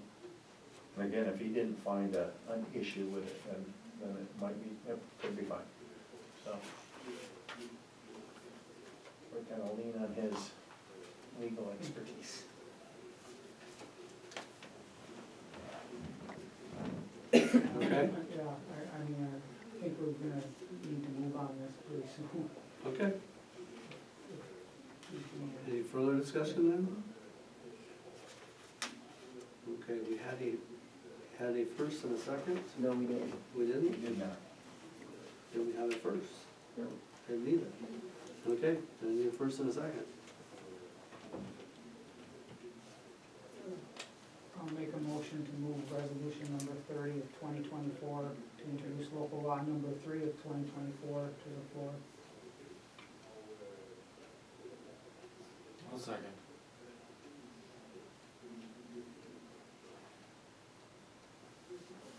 Thank you. All in favor? Aye. Aye. Any opposed? Okay, motion carries. I'm not gonna read, I'll read a preamble of the local law. The rest of it is essentially what I just read. The preamble, this is Town of Champlain Local Law Number 3, 2024, Amendment to Chapter 124 Water. Article 1, subsection 124.1, and Article 3, subsection 124-36 of the Code of the Town of Champlain. This local law number 3 of 2024 shall be known and cited as an amendment to Water Code Chapter 124, Article 1, adopted under local law number 1 of 1995, and amended under local law number 2 of 2024. And Article 3, adopted under local law number 1 of 2016, and amended under local law number 2 of 2024. This local law is adopted pursuant to the authority and power granted by Articles 2 and 3 of the New York State Municipal Home Rule and by Article 2 of the New York State Statute of Local Governments. Section 3, Article 1, water service. Again, from here on, it's identical to what we just read in the resolution, which is all the amendments to definitions and the additional table. This will be posted, the draft will be posted on the website, correct? Yeah.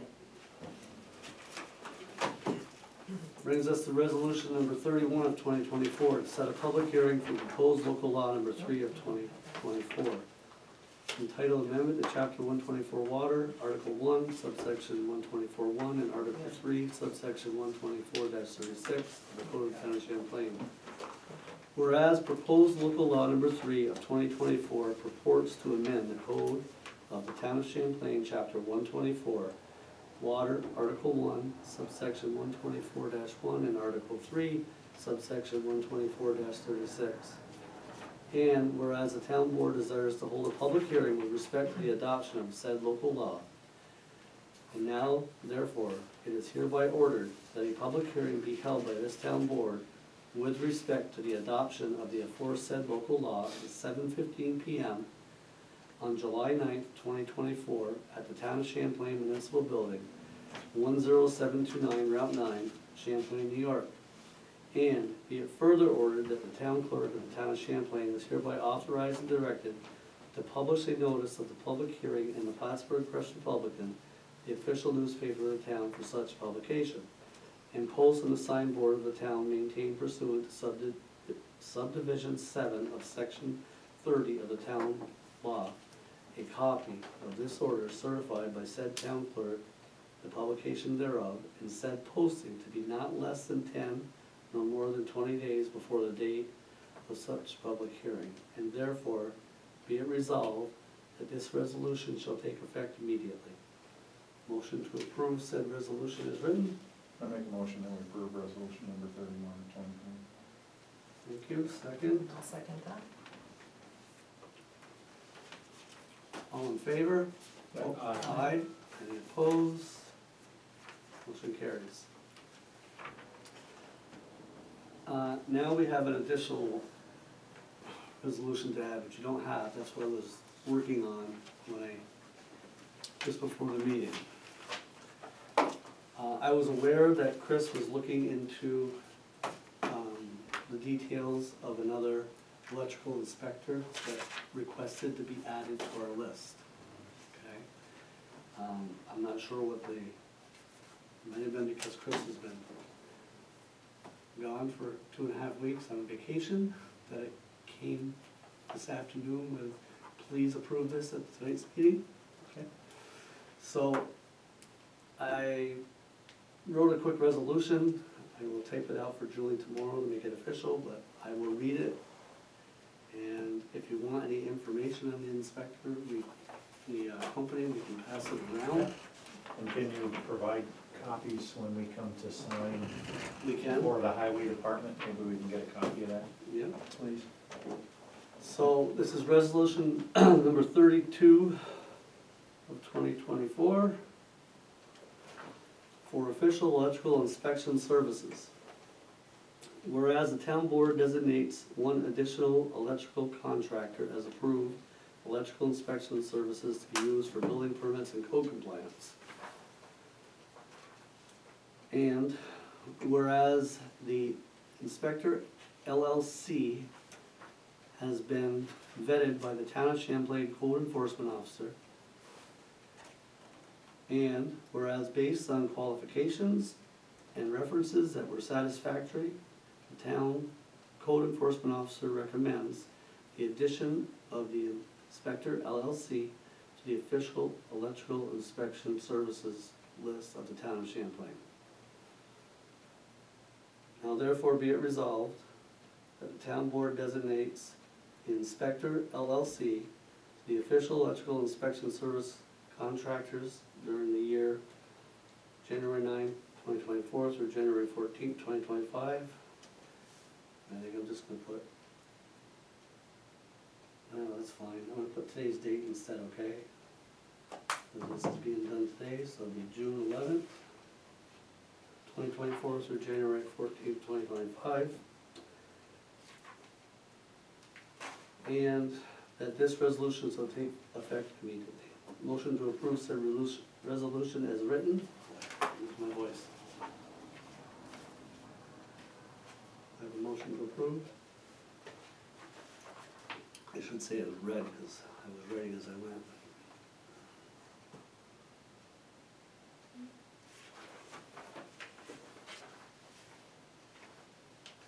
I'll send you a copy of the typed version when I type it.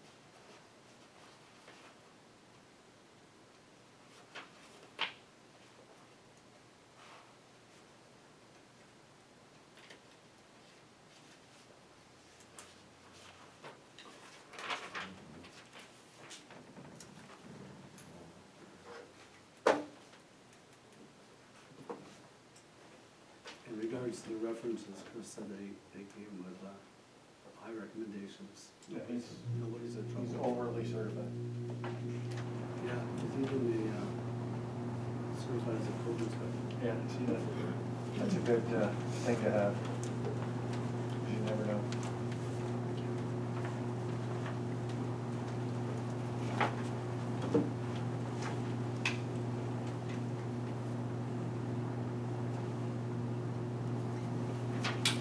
You were serious when you were reading the inspector, LLC.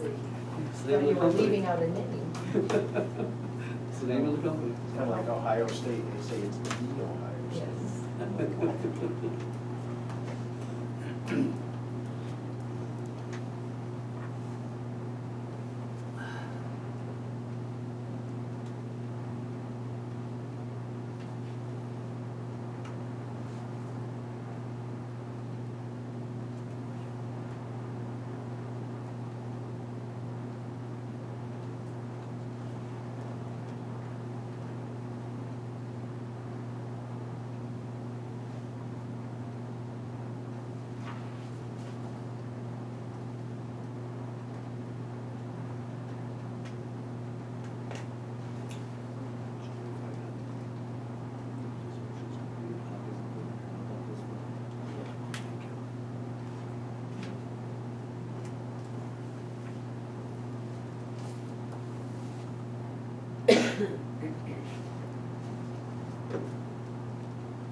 Make a motion to approve the resolution as read by the supervisor.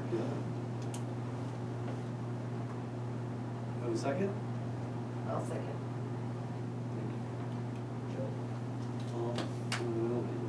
All in favor? Aye. Opposed? No further discussion, correct? Motion carries, thank you.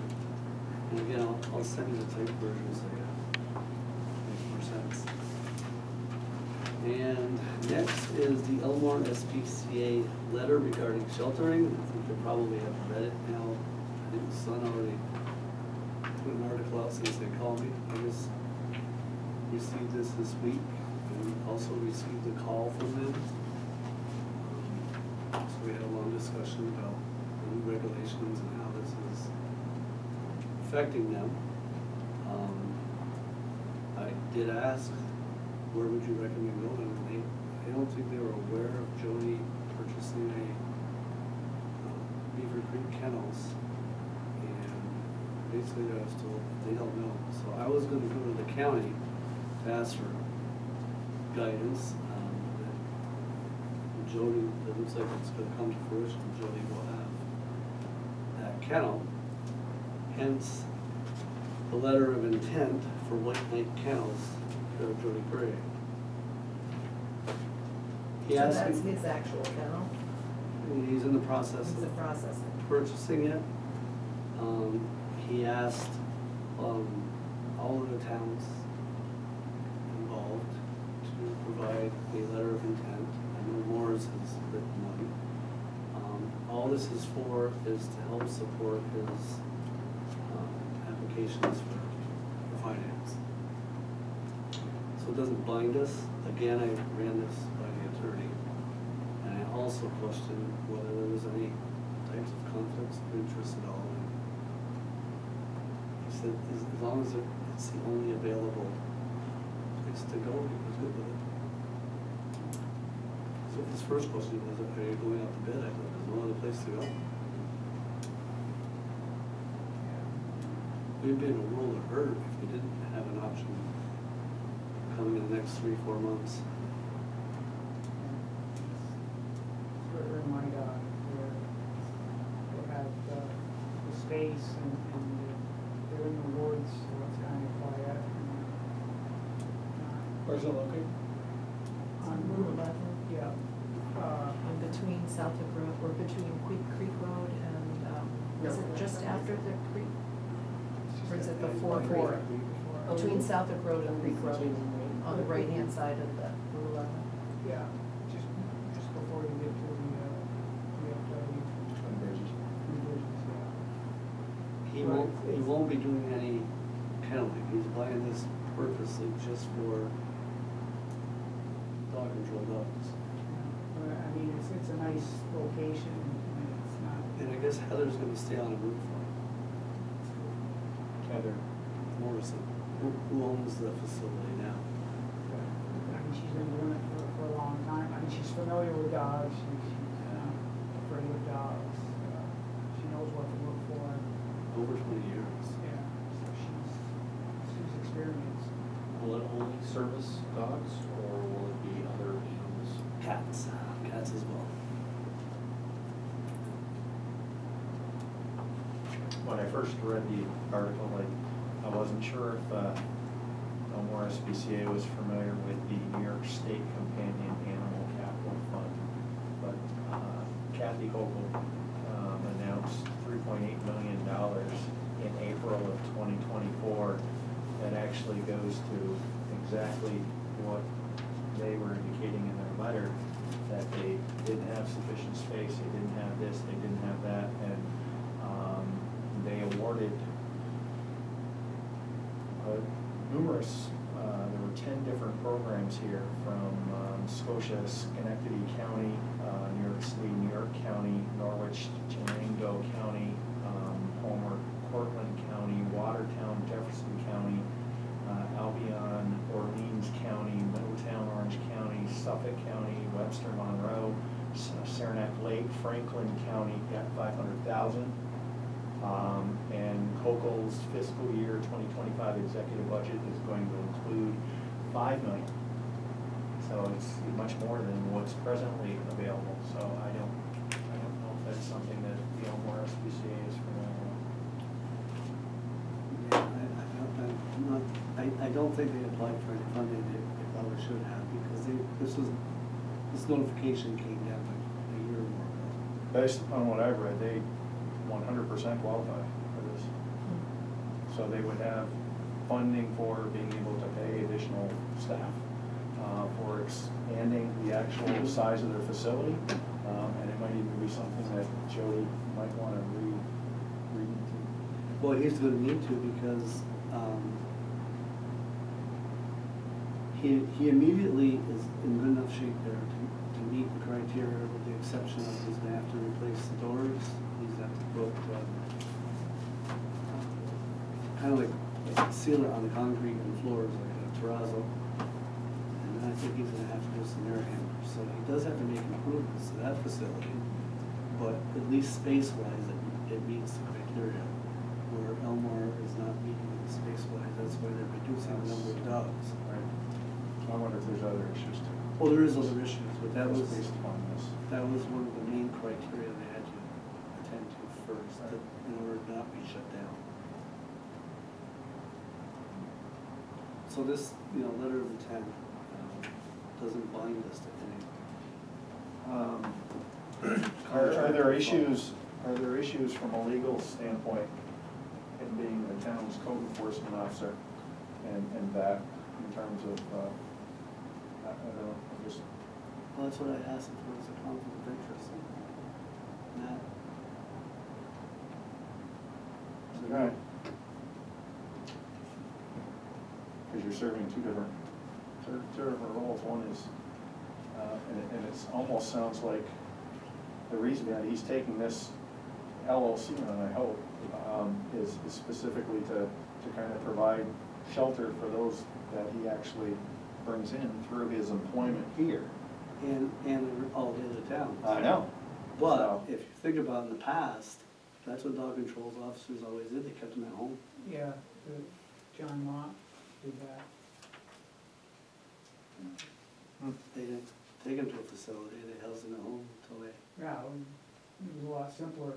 I mean, you know, somebody wants to come meeting the dog the next day, Yeah, it's convenient for the officer, I yeah, agree it's with that. convenient for the officer. He's not driving to Malone or someplace.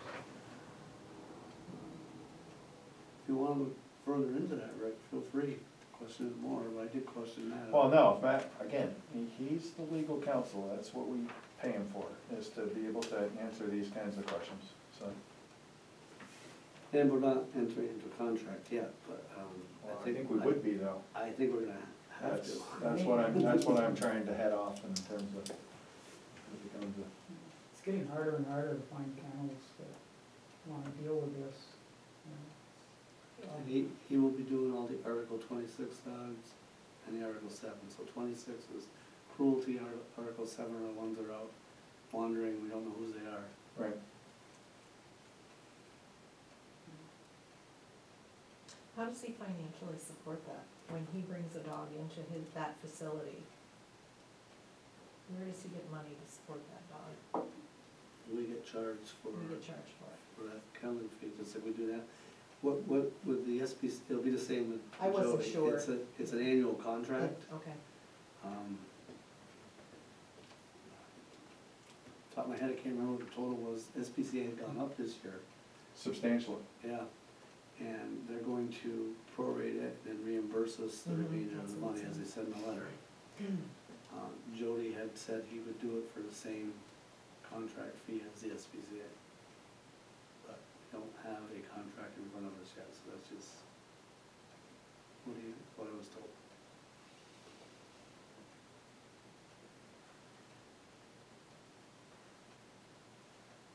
And that's how he'll finance it, with each town's he'll contract. So it's a flat fee, it doesn't matter how many dogs come in? Or No, whether it's a- any dogs come in, Right. it's just a flat fee. So it doesn't behoove him to be putting more dogs into the kennel, he doesn't get paid more, so I don't see where that conflict would be, it would Good just be, point, that's a good point. right?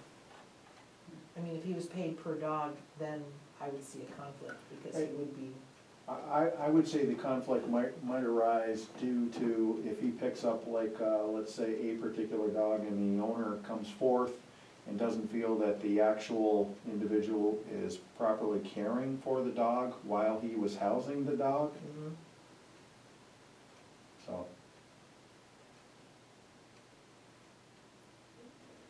I don't know.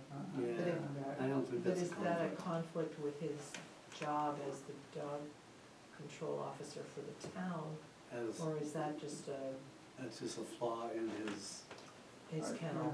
kennel and the management of the kennel. Right. I Hmm. think it's Yeah. separate. Yeah, I do too. I mean, like you brought up, in the past, dog control officers have kept them, you know, where they live or close by. Did you say our last one was doing that? Joe Or was that a Ma. couple more? I can't think of her name. She used to keep them at her place. Yeah, Um, Oh, yeah, I know you mean the girl from Moore's. Yeah, yeah, I was just gonna say, more. she used to keep them there and try to find homes for them, or the owner. Yeah, I mean, and if doesn't work, we can always try something else, but right now our options are limited. What was limited? And I think it makes it easier for the dog control and the residents of the town if it's Local. local. I mean, you know, instead of driving to Peru, and also I know, he's gonna make sure that they get dog licenses and that he collects Mhm. from them. Because it's in that respect, it's in his interest to, you know, keep the revenue up and get them licensed before they get out. Which I don't know if that's always been the case, 'cause sometimes the other towns can release a dog and you don't always know about it. So anyway, Joe came with a letter of intent. I haven't sent it I out. think the letter's fine, I just, On your second pair, just take a look at the second paragraph on there, What a mess. white. yeah, WHIGHT. Cause I tried looking them up and I'm like, I can't find these I people couldn't anywhere. find it anywhere. I looked the internet, I looked Facebook, I looked Instagram, I'm like, nope, there's no white knight. I don't get it. White knight candles don't exist. I said, oh no, I did find it, it's South Africa. Yes, there was Cause didn't something. South Africa pop up? And I'm like, I don't think we're taking them there. Yeah. That's one long car ride. Thank you. I love typos. Next thing is text my gov. Guys, I am providing this. If you have interest, if you think it would be great, we can have a presentation. What I did was they did a Zoom meeting, it wasn't Zoom, it was Google Meet or something, and showed me how this works. It's pretty cool, but the cost, I told them, was too high. Well, that's the Oh, first yeah, thing. That's I a said. lot. Are you kidding? We got this beautiful website. Yeah. Yeah, and then there's setup fees. So he said, well, that's negotiable. I go, that would have to be very negotiable. So I told him I would present it to you, and, if half that fee is still too much, then I'm just gonna tell them we're not interested, we're fine. It was really cool though, I mean, Well, I Eventually, think yeah. there's a number of things that popped up for me, and number one, I didn't like that, ongoing support, they're only available Monday through Friday from 6 AM to 5 PM, Yeah. and that's Mountain Standard Time. The other thing is that, there's, data rates that are gonna apply for each of the individuals that, inside the town that choose to kind of agree to this, and then you gotta look at those additional service costs. I hadn't thought of the I think data- it's a lot of I money, hadn't I thought think of it's a the lot of money. I hadn't thought of the data rates. Yeah, I think it's a lot of money, I do too. I do too. cause and when you read that, it's almost, the way they indicate that the setup fee's 2,500, and then you've got a first year total of 7,500, and then every year thereafter, it's only 5,000. But again, they indicate setup fee is annual.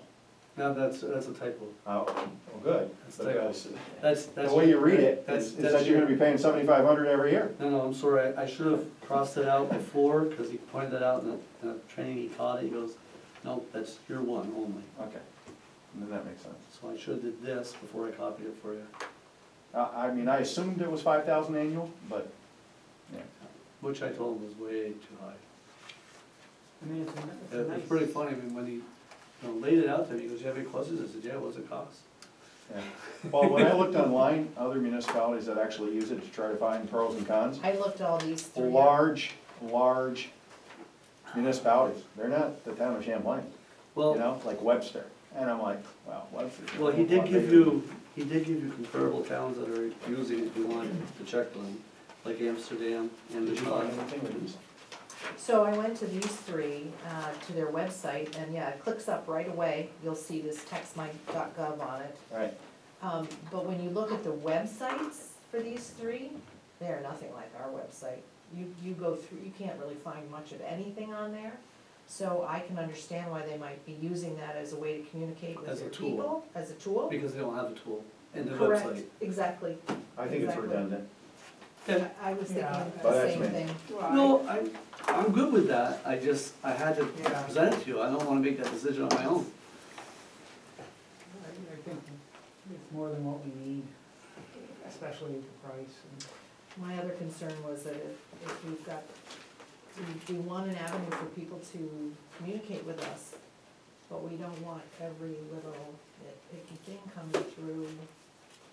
I don't think, Every, yeah. you know, Well, yeah, but inundating, you build the categories that you want, okay, so tree down, for example, and then when they hit tree down, it goes directly to highway sure, and makes And that then- report. okay. The point they were making, which is valid, is so many people do all their work off their phones now, that it's handier than going to a website in some cases, it's quicker.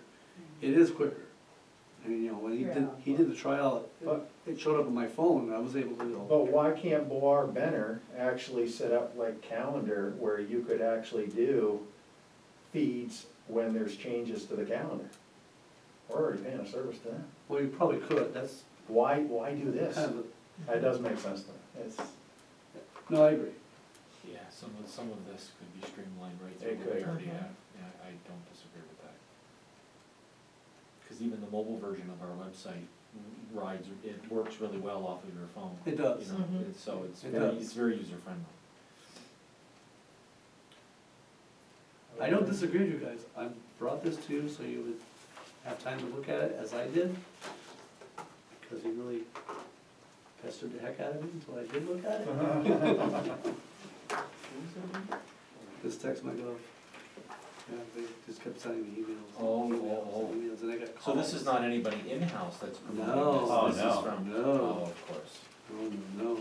this is somebody that probably, well, I'm not gonna speculate. Yeah. Okay, very good, I will let them know. The board was not interested, it takes the weight off for me.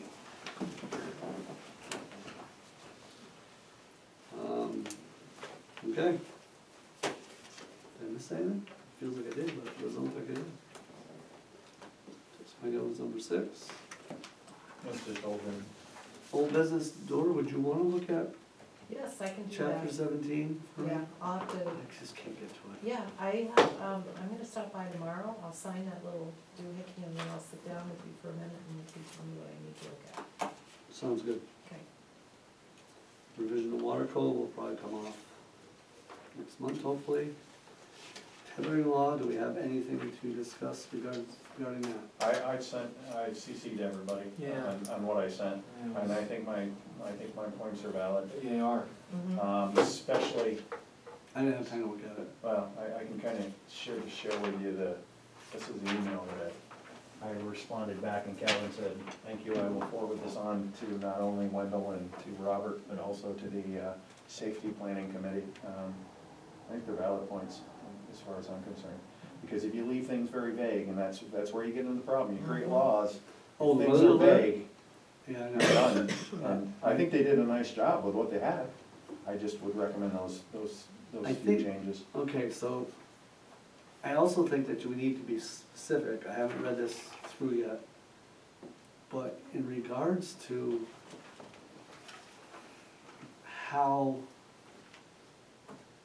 how you deal with a complaint in regards to the amount of time a dog has been tied out, needs to be specified. It's gonna have to be a formal complaint. Jody, I had this conversation with Jody on my way in here tonight. If you go to Article 26, it specifically tells you how that has to happen, right? And it's a, is it sworn statement, I believe? Correct. In front of a judge, so the people that wanna do that, that's the only way that's gonna get through the court. Yeah. And I think it needs to be specified in the law, if you're gonna do a law. You can't just say, you can't do this between these times, and then leave it up to the DCO or the sheriff. The sheriff's gonna need a sworn statement, if the sheriff, deputy goes there to. Yeah, you Take gotta care have of it. somebody attest to that. But I think it needs to be addressed. I don't think you can push it under a Oh, no, rug. No, you And have I think to this point, we have. Yeah. We pushed it under a rug, and I don't think we can any further. We have to, and I think. So do you still wanna wait and see with these changes that you pointed out to Wendell? This Yeah. draft is gonna go in front of the County legislative board, legislator. and they're gonna Well, I want you folks to read it first. You probably haven't had a Definitely. chance to read it.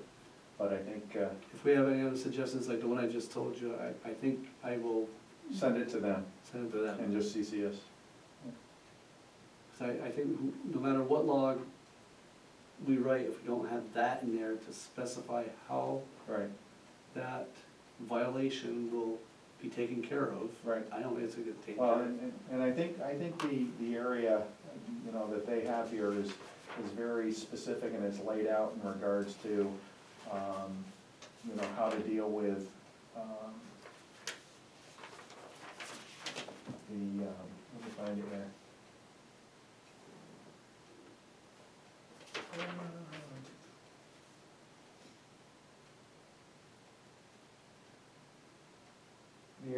regards to, section 152-4, the enforcement, the penalties and the offenses, I thought it was very concrete. There's not a lot of room there for wiggle. Okay, Yeah, I liked it. I thought Wendell and Robert did a nice job. okay. I really did. I gotta read it, I haven't read it, that came in, So, I didn't have time to get to it. Okay, so we're gonna send our comments, so they can adjust the draft. I think that's what Calvin was looking for, am I wrong? Mhm. Yep, and then we'll wait and see what they do.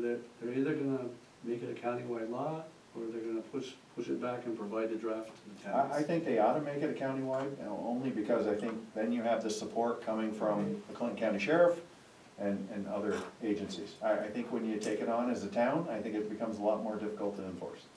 Rick, did you get the impression that he was getting other comments from other towns?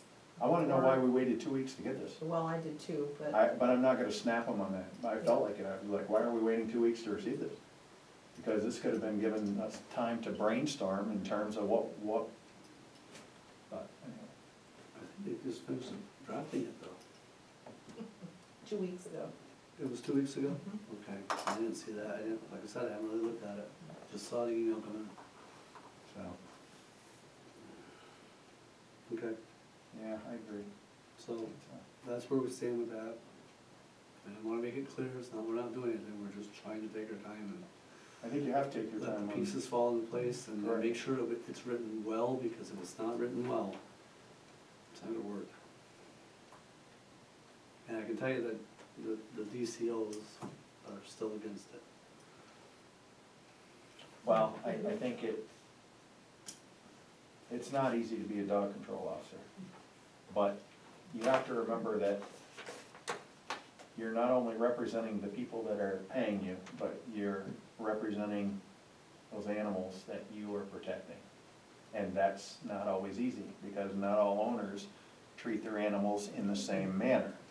And you have to be somewhat of a person that is not afraid of confrontation, and be willing and able to approach somebody if in fact you feel that there are offenses that in fact need to be dealt with. Mm-hmm.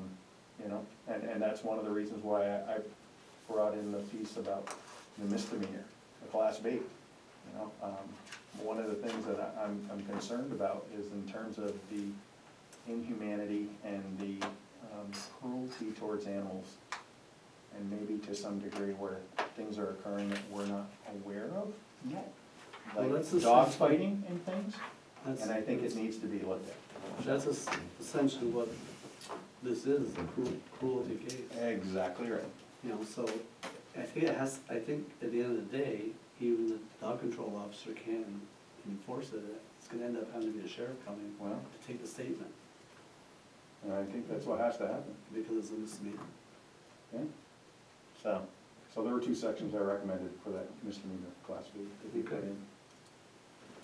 All right, any other business for the board before we're gonna have to exit for we're gonna have to make it quick. A quick executive session, as quick as possible. This meeting dragged on for some reason, it's because of my hoarseness. If there's no other business, I need a motion to recess the regular business meeting and enter into executive session. I'll make a motion, we enter into an executive session, go out of the regular meeting and go into an executive session to discuss the employment history of an employee of the town. I'll second. All in favor? Aye. Aye, and opposed? Motion carries. So we just need the time when you come back in.